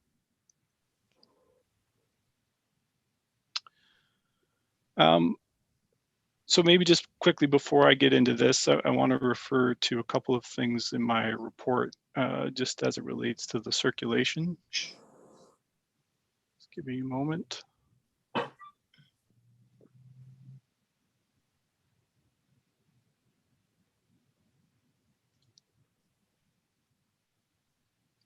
So you'll see in my report that in the consultation or communication section, it refers to some comments received from the NVCA where the NVCA had identified that they require further information. That information was provided by the applicant, but we hadn't received confirmation from the NVCA that they were satisfied with it. So as of, I think it was last Wednesday or Thursday, we did receive confirmation from the NVCA that they're satisfied with the site plan and don't require any further information. And that review really stemmed from the stormwater management review that the NVCA completed. The County of Dufferin has identified that they may have further comments. And the reason for that is really in relation to the traffic assessment that was submitted. And we'll hear a little bit more about that traffic assessment through the presentation that the engineers, if you'll allow that presentation tonight. And then the MTO has identified that building land use and signage, as well as encroachment permits are required. Those are all standard permissions required for work along the ministry right-of-way for Highway 8910, as well as for development within certain distances of the highway. The MTO commented as of last Wednesday as well, just about the proposed turning lane for the existing Wigglesworth Plaza on County Road 124, and just identified that they would need to see some additional drawings to support that proposal.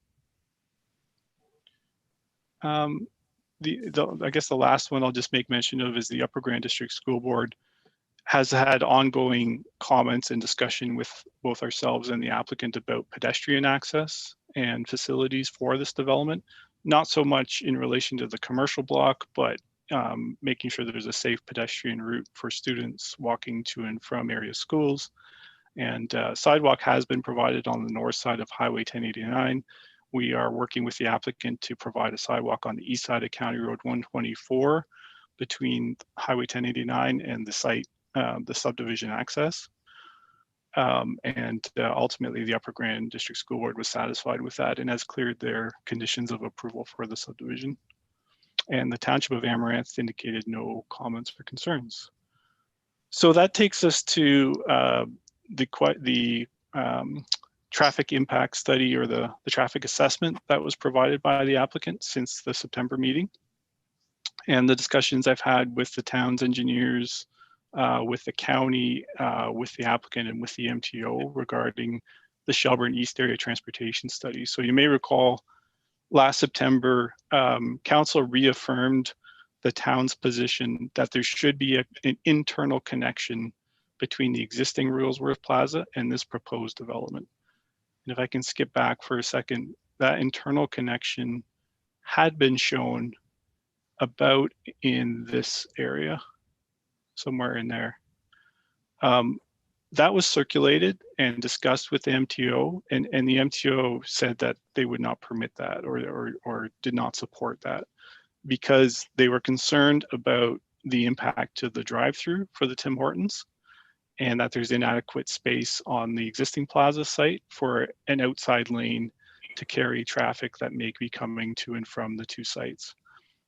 They were also concerned about the traffic operational impacts or the potential for that on the highway.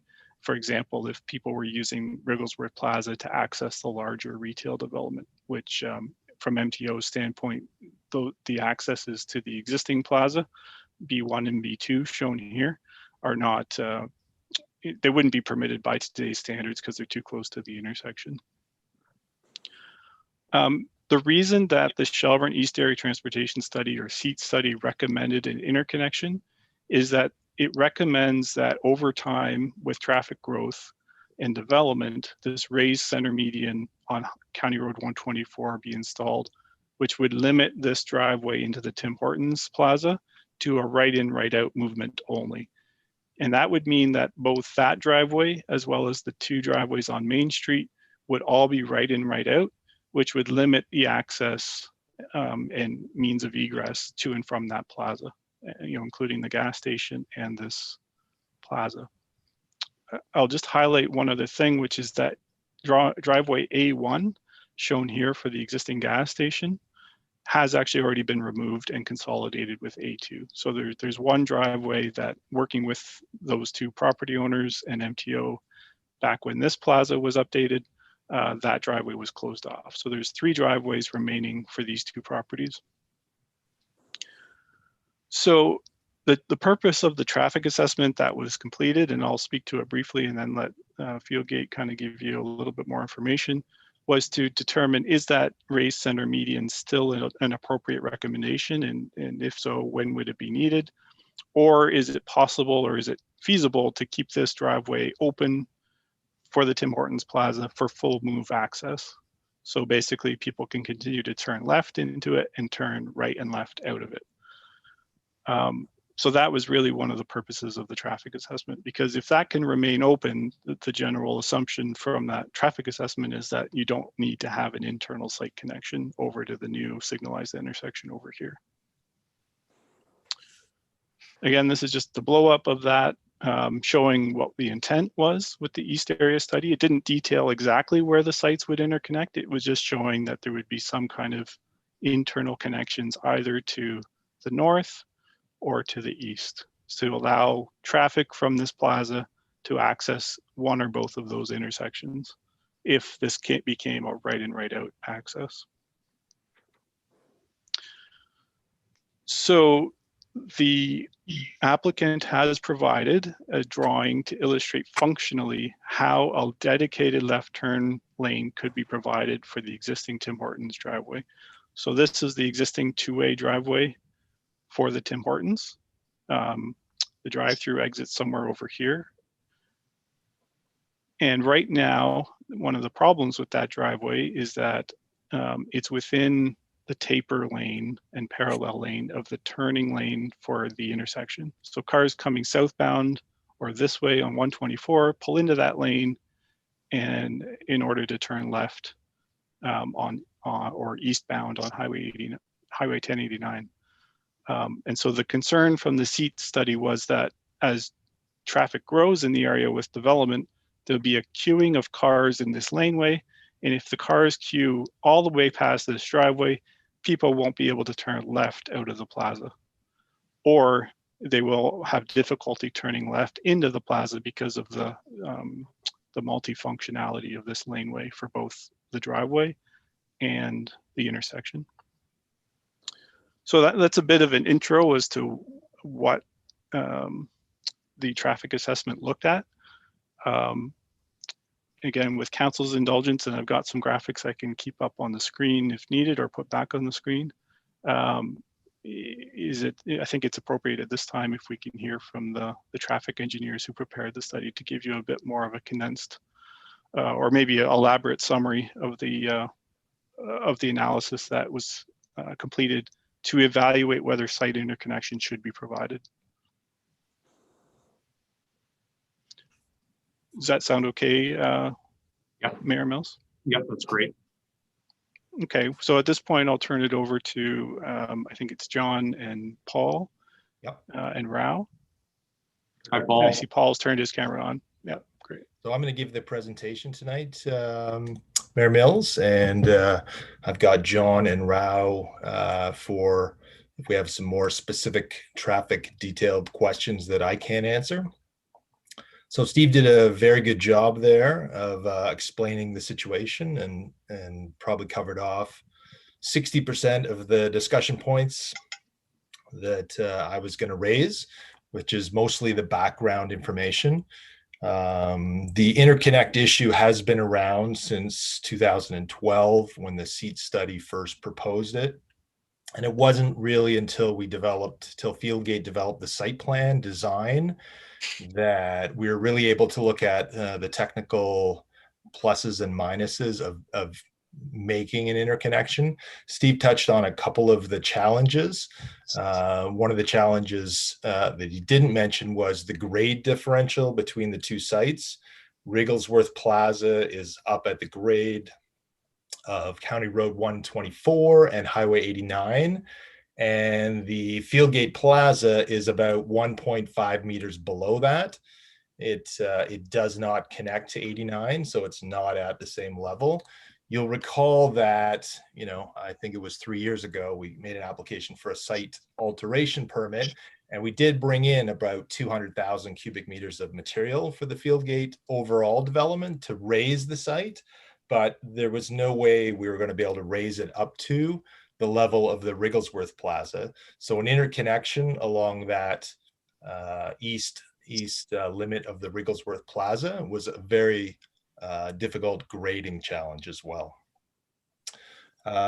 So Steve pointed out the solution in our mind was to essentially look at the existing County Road 124 access point. And Steve, maybe I'll get you to just bring up a site plan that showed the Rigglesworth, and really we just need to see the Rigglesworth layout at this point in its existing condition. You had one that showed that.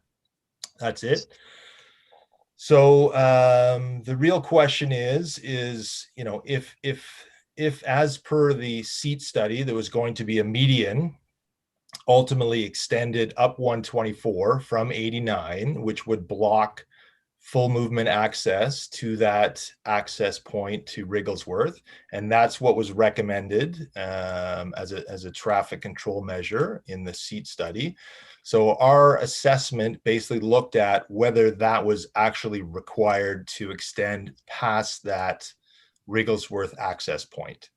So to do that, IBI looked at 3 time horizons. They looked at 2021, which is obviously existing, 2027, which is an intermediate time frame, and 2032.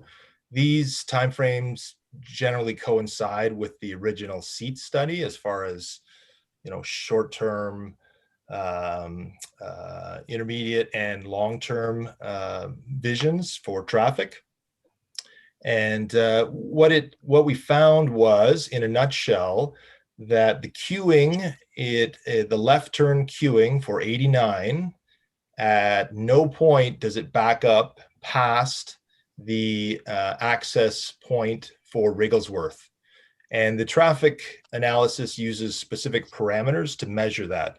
So there's 63 meters from Highway 89 to the Rigglesworth Plaza.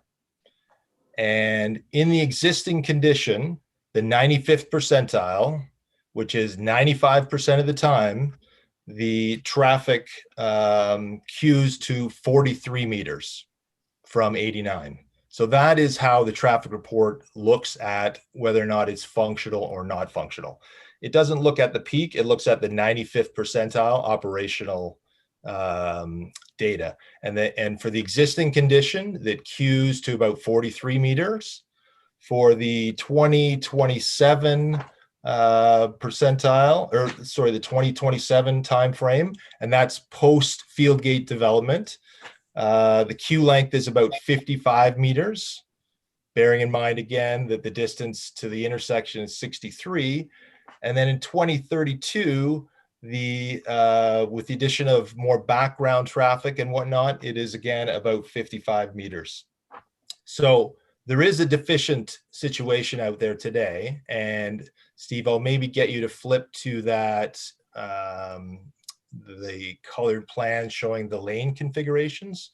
And the seat study kind of identified this as well. The current situation today is deficient from a traffic study perspective, in that even though it does not cover the 95th percentile queuing, does not impact directly the Rigglesworth Plaza, there's not sufficient space in the storage lane for the two left turn movements as it currently operates, even before the Fieldgate development goes ahead. So even if the Fieldgate development was not proceeding, there should be an extension of the storage lane of 15 meters in order to accommodate both the left turn movements at 89 and the left turn movements, southbound left turn movements into the Rigglesworth Plaza. So that's an existing deficient traffic condition before Fieldgate comes on or before any additional background traffic is generated.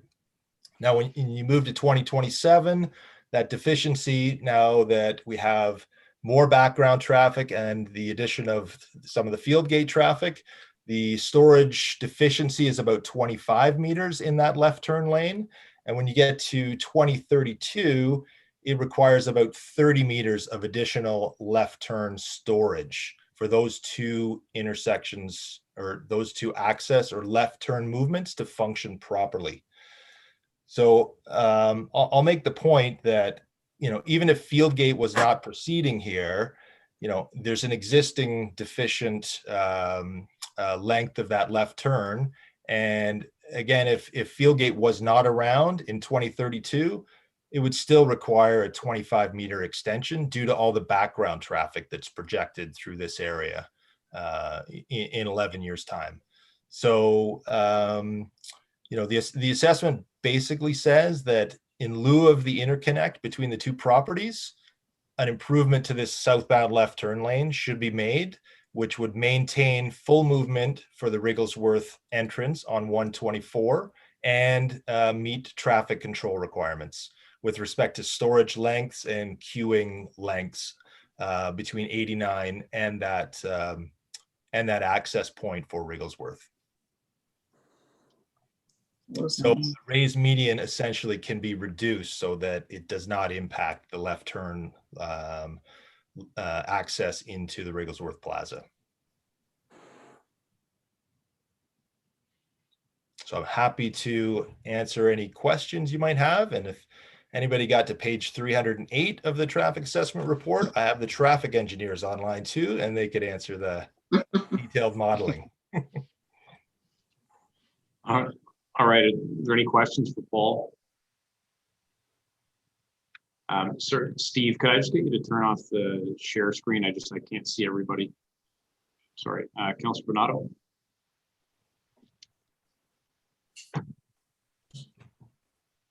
I sort of remember 2012 when that traffic study sort of originated and came out. And I know conditions today. If you go into that plaza and the vehicles that are in the left-hand turn, you go down 1089, the amount of traffic that can back up into that turn lane, you wait quite a piece of time before you get out onto 124 or whatever direction you want to go. And as you said, time goes on and the lane is deficient in turning for the turning, and it grows and grows and grows. To me, I'm just looking at a traffic scenario where there's going to be accidents happening with that lane if we don't put that some form of right in, right out only in there. It's just with the amount of long haul truckers, whether they be gravel or whatever else that's also coming down 124, and the amount of traffic is just, to me, I'm just seeing an accident going to happen. Plus, the backup queuing within the parking area creates a problem as well. As the traffic study even looked at it, never mind weekends, forget about long weekends or any weekend in the summer, as well as winter for traffic coming down 124. The traffic study mostly looked at the municipal road circulation. as opposed to the internal plaza circulation. So, I agree, there's going to be internal queuing in the plaza as well. Obviously, there's a more of a free movement to make a right turn out of there, but if people choose to try and turn left out of the plaza, they obviously have to give right of way to the southbound left turn cars that are there as well. And that complicates the movement out of there. There's no doubt about it. And you can still advocate, or you can still require the median to go across that and make it a right in, right out. I guess what we're saying is the interconnect is not the solution, because it does not work. And so this is an alternative solution if you decide that you don't want to restrict that plaza from having a full movement intersection. I understand what you're trying to say, and I know that the interconnect, I know the different, I've stood out there with Mara and we've looked at the height differential between the plaza and the current Fieldgate property. But the current situation that's there is not correct either. And I know you're trying to propose something, but there has to be some better solution than what is just leaving it the way it is, sort of, I guess. Yeah, we weren't proposing quite to leave it the way it is, right? We're saying it's deficient now with respect to southbound left turn storage, right? So we're saying there needs to be more storage space for that left turn lane, which basically works for the plaza, because then the vehicles can go around and make the left turn at 89. So we're saying that even today, before there's any more development out there is a deficient situation with that left turn, that southbound left turn movement off 124. Okay, I understood that part there, but what I'm trying to say is, as the vehicles stack up, how do the vehicles that want to come out of the plaza, how do they get out of there if we don't change the lighting system? You know what I'm trying to get at? Yeah, I agree with you. That left turn out of the plaza is a challenge if you have people queuing on the southbound 124 to get in, because they have the right of way, right? So you can make a right turn out of there way more easily than you can make a left turn out of there. I agree. Yeah. Yeah. Anyway, I know what I'm trying to say. I don't know if you understand what I'm trying to get at. Unless with the amount of queuing that's going to happen on 124, with the lane being extended, and as time goes on, traffic stacking up more and more into that left, unless something happens to change the lighting system at 124 and Highway 10, we have to do something there then. The signal for the left has time different, so we can get rid of that stacking of that queue so people can come out of that plaza. Right. There is more work anticipated at that intersection of 89, 124, and Main Street as part of the SEATS study that has not been undertaken yet. It just hasn't been triggered yet by the current traffic demands. And it's not necessarily triggered by Wrigglesworth either, but that's part of the median extension up and the reconfiguration and the retiming of the signal lights as well. And ultimately, it talks about 4 lanes on 124. So there is a future reconfiguration of that intersection. But I'll also point out one more thing is that there's a queue for 124, or I'm sorry, the left turn queue for 89 southbound, those were the lengths that I was quoting from the report. And then there's the people who are turning into Wrigglesworth. They're 2 distinct queues. So when the Wrigglesworth queue is finished, there's a gap. In other words, the people waiting to turn left on 89 are not blocking the Wrigglesworth Plaza. It's the people who are waiting to turn into Wrigglesworth that are, causing the outbound left turn to wait, if that makes sense. Okay, I have to. And that would be, you know, people going in and out of any single access point. You're going to have that confluence of people trying to make left turns. One's got right of way over the other. But there is a gap between the Rigglesworth intersection queuing and the 89 intersection queuing. So when the Rigglesworth left turn people clear that want to go into the plaza, then, you know, there should be an ability for people to come out of the plaza and make a left turn, and a left turn into the southbound left turn for 89. Okay, I wish I had a drawing I could picture it better. Yeah. Okay, that's it for me. I'll leave it there.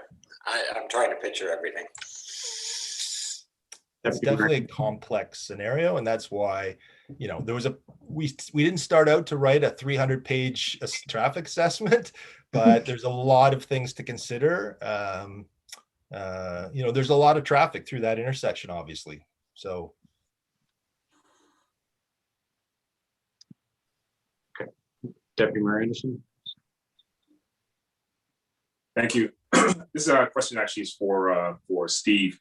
Steve, you talked about in the your presentation about pedestrian safety. You talked about the raised, I guess, islands within the subdivision, and then the sidewalk that would connect, I guess, from 89 along 124 right to the entrance of the subdivision along 124. And you will recall that we had brought up the opportunity, I guess I'll call it, to extend potentially the sidewalk beyond the entrance of the subdivision up to the Lakeview traffic light to enhance pedestrian safety, because we know a lot of people walk from that subdivision all the way down to the Tim Hortons. I've also raised this at the county level, and I guess the impression that I got was that there was going to be some discussion either with yourself, with the developers, to see whether or not that could be advanced. And so I'm just wondering if there's any information that you could share or light you could shed on that. We've definitely had discussions amongst town and county staff and consultants about that. And it's going to take some coordination amongst obviously the county and the town. The county isn't in the business, if I can describe it that way, of providing sidewalks along their roadways. So they're really looking for, you know, a joint project with the town.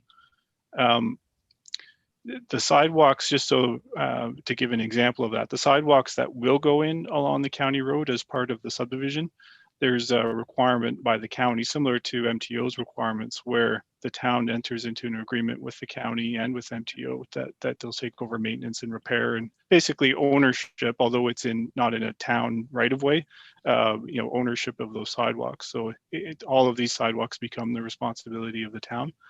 The challenge we have right now is really just finding the mechanism for getting the rest of the sidewalk completed all the way up County Road 124, whether it's the west side or east side or both. Over time, I think if we can accomplish one side, that will be a good interim measure, and maybe eventually both sides. There are some development blocks for commercial use out in front of Greenbrook. So we think we can impose a requirement when those blocks develop to get sidewalk along the frontage of the south block.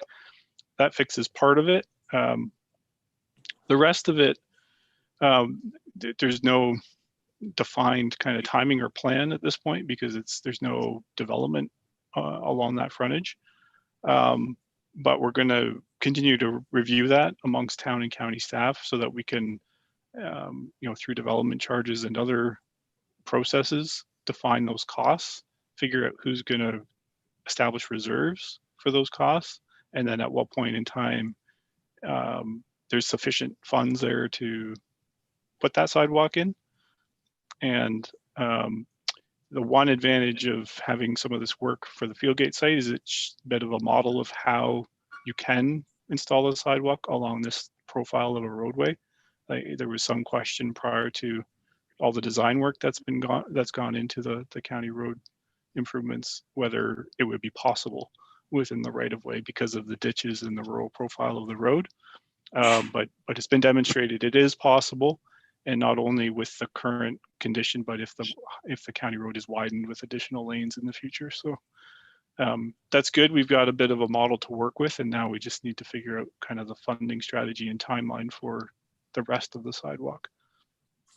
I guess my comment, and I thank you for that, is I guess the way I was looking at it, we have, and I know it's not Fieldgate's responsibility to extend the sidewalk beyond the entry point that we're aware of, but if there was an opportunity to work with them, of course, ourselves being a part of that equation, of course, and you're quite right to say that the county is not in the business of creating sidewalks, but if there's a way that we could work with the developer, obviously the town itself, to extend that, because I see it as a priority item. I understand what you're saying. Look, we could sort of assess this later on, see what the funding is, and eventually get to that. And that this seems like years down the road in layman's terms.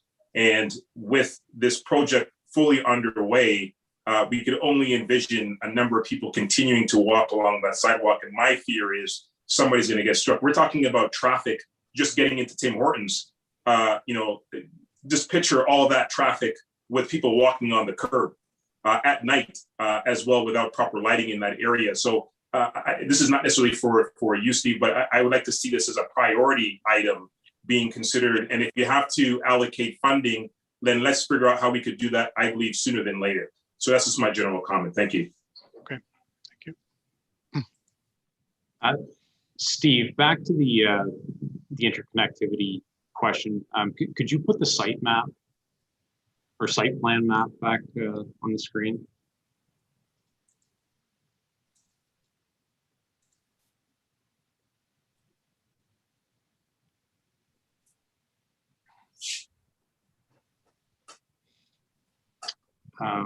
Yeah, the one that's in our agenda extends a little bit further to the west. Would it be better to use? Shows County Road 124. I can put that one up. Just give me a second.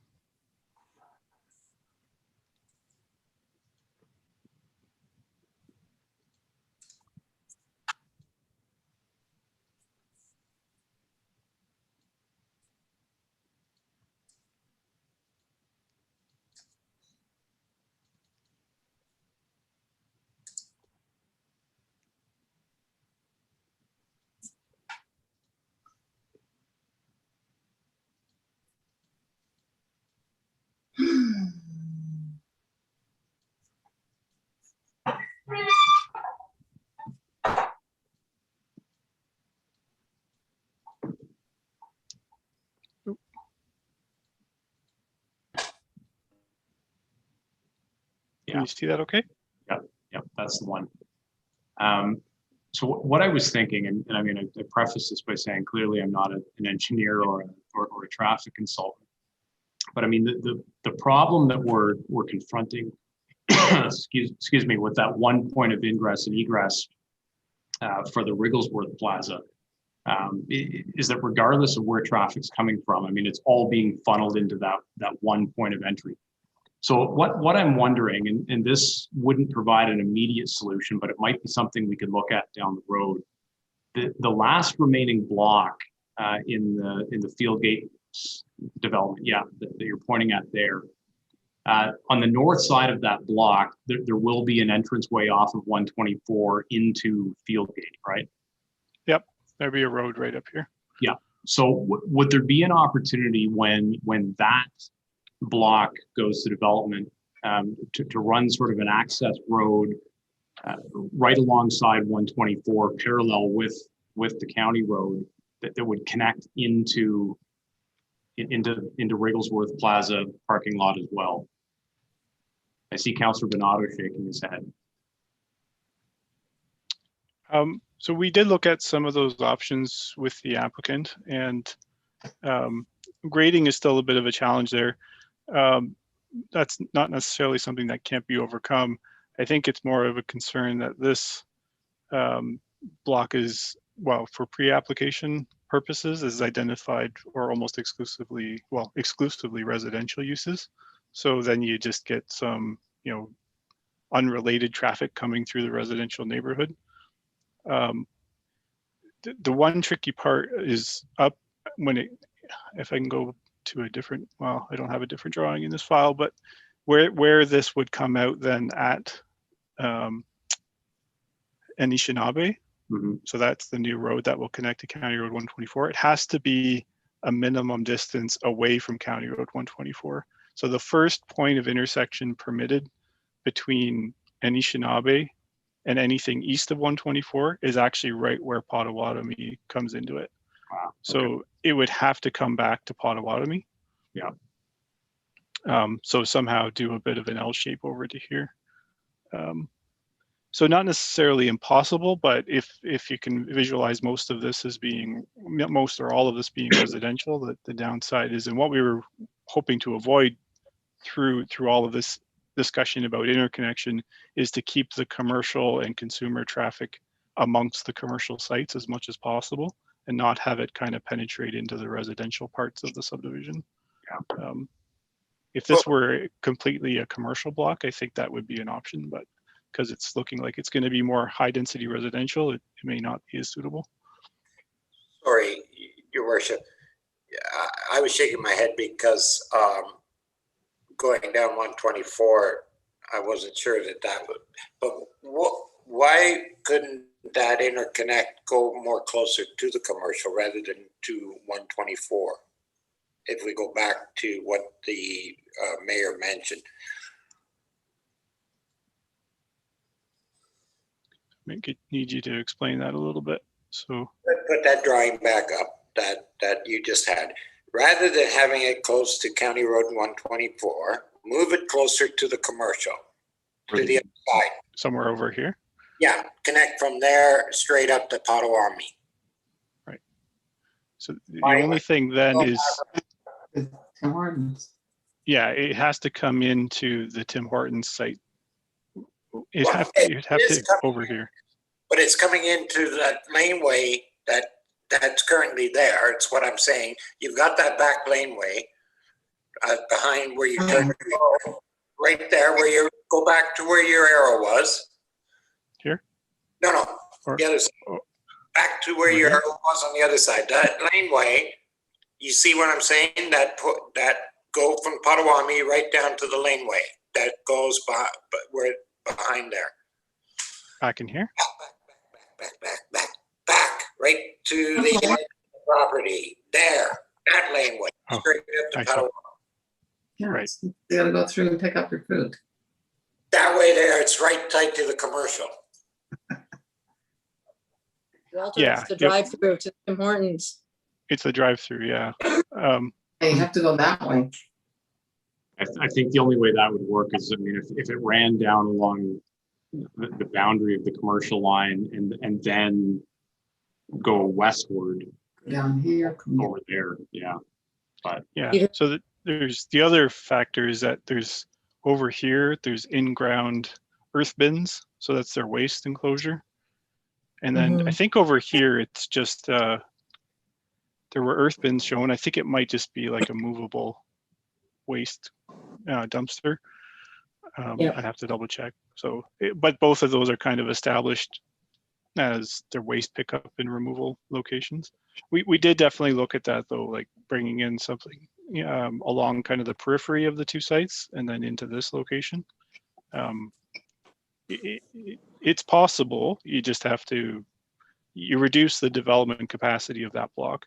Yeah, I mean, even if you didn't go all the way up to Potawatomi, if you went up to sort of the southwestern corner of Foodland right there and connected to that road, I mean, that may actually be a more plausible route. Right. I mean, yes, I understand it's going to be carving some of that block away from development, but I mean, it essentially would be the width of an access road. Just makes it safer all the way around for people getting in and out of the Wigglesworth Plaza. I try to picture it so hard when the engineer was explaining it there, but I still, even today, when I don't want to go to that Tim Hortons in all honesty, because I just see myself getting into an accident every time I try to get out of there. I mean, the problem is with rather than going south. Yeah, the problem is with Wrigglesworth there, I mean, it's an existing problem, as has been mentioned a couple of times. So, you know, it's a little like trying to get toothpaste back into the tube at this point. But if there is an opportunity to try to fix it, or at least provide some solution before everything's built out, then, you know, we should take a look at it. Councillor Wagner? Yeah, so I love your analogy as well there. That was pretty good. So the only thing I could say is, because with the drive-through being there, we discussed this before regarding, I mean, obviously the drive-through, but then the small lane that is right beside the drive-through is the loading and unloading for Tim Hortons and any businesses along that sort of north side. So, you know, at that point you come around the corner, you're thinking, oh, I'm not going to go to the drive-through. You get stopped by a truck that's, you know, unloading or loading. Is there an opportunity to maybe create another sort of driveway beside that driveway that would then come in, as you're stating, on the, you know, down from either Potawatomi or right in front of Foodland there, and sort of, you know, go parallel with that, you know, current drive-through. So its own separate driveway, and then would then round around and come in at the bottom of the, not that I think that that's a great idea either, because now you're having traffic come in at the bottom of the drive-through. So you're going to get it's really so tricky right now, because you're going to get a traffic jam no matter how you put it. But that's the only option I could see, as to still be able to use the drive-through and the loading zone, is you'd literally have to create another, you know, road, I guess you could say,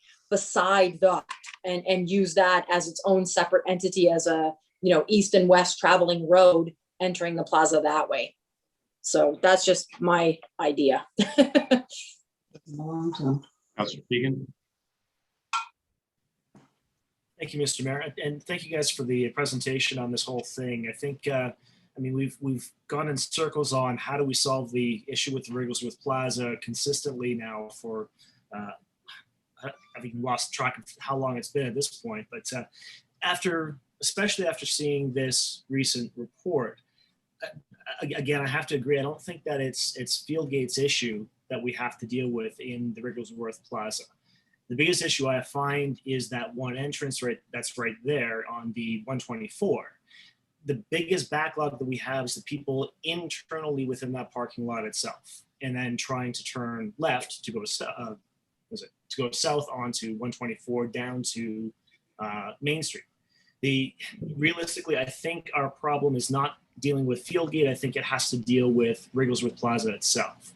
The proposal of having a right in, right out only on that drive entrance is probably, in my mind, the best solution, and really the only one that we can possibly deal with without having to move that entire entrance.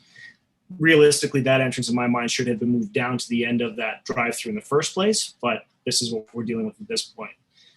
From the report that we've just seen, from what Steve has been so gracious in explaining, honestly, I don't know that there's any other option that we have here.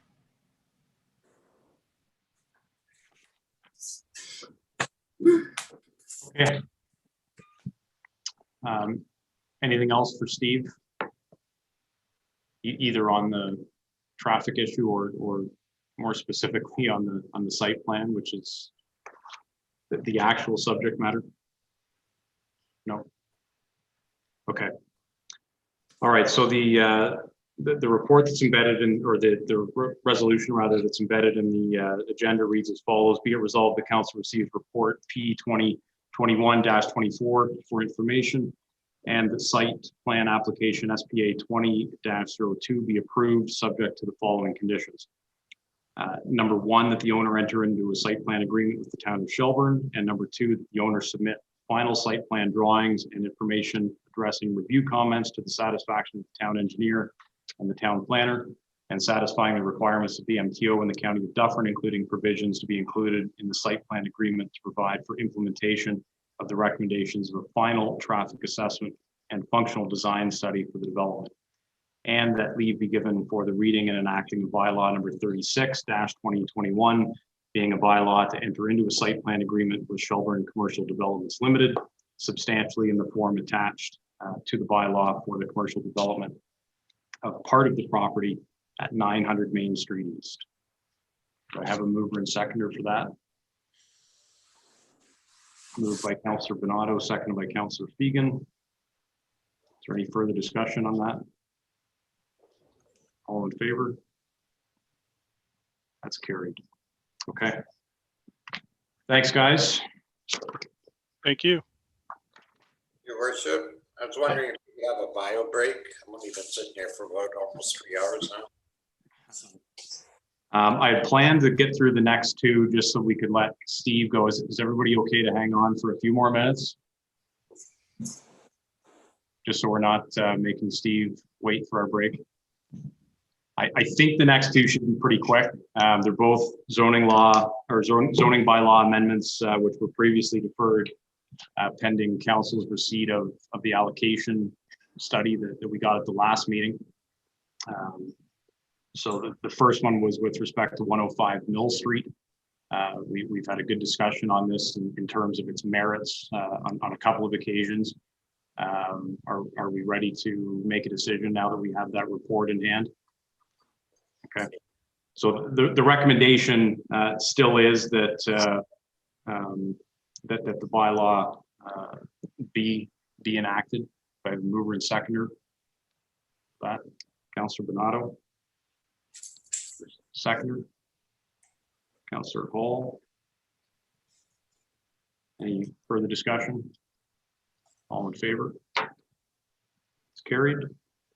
Okay, and the next one was with respect to 242 Main Street East. Similar situation. As a mover and seconder for that, Councillor Buffett, seconded by Councillor Fegan. Any discussion or comment? All in favor? That's carried as well. Okay, I think that's it for you, Steve.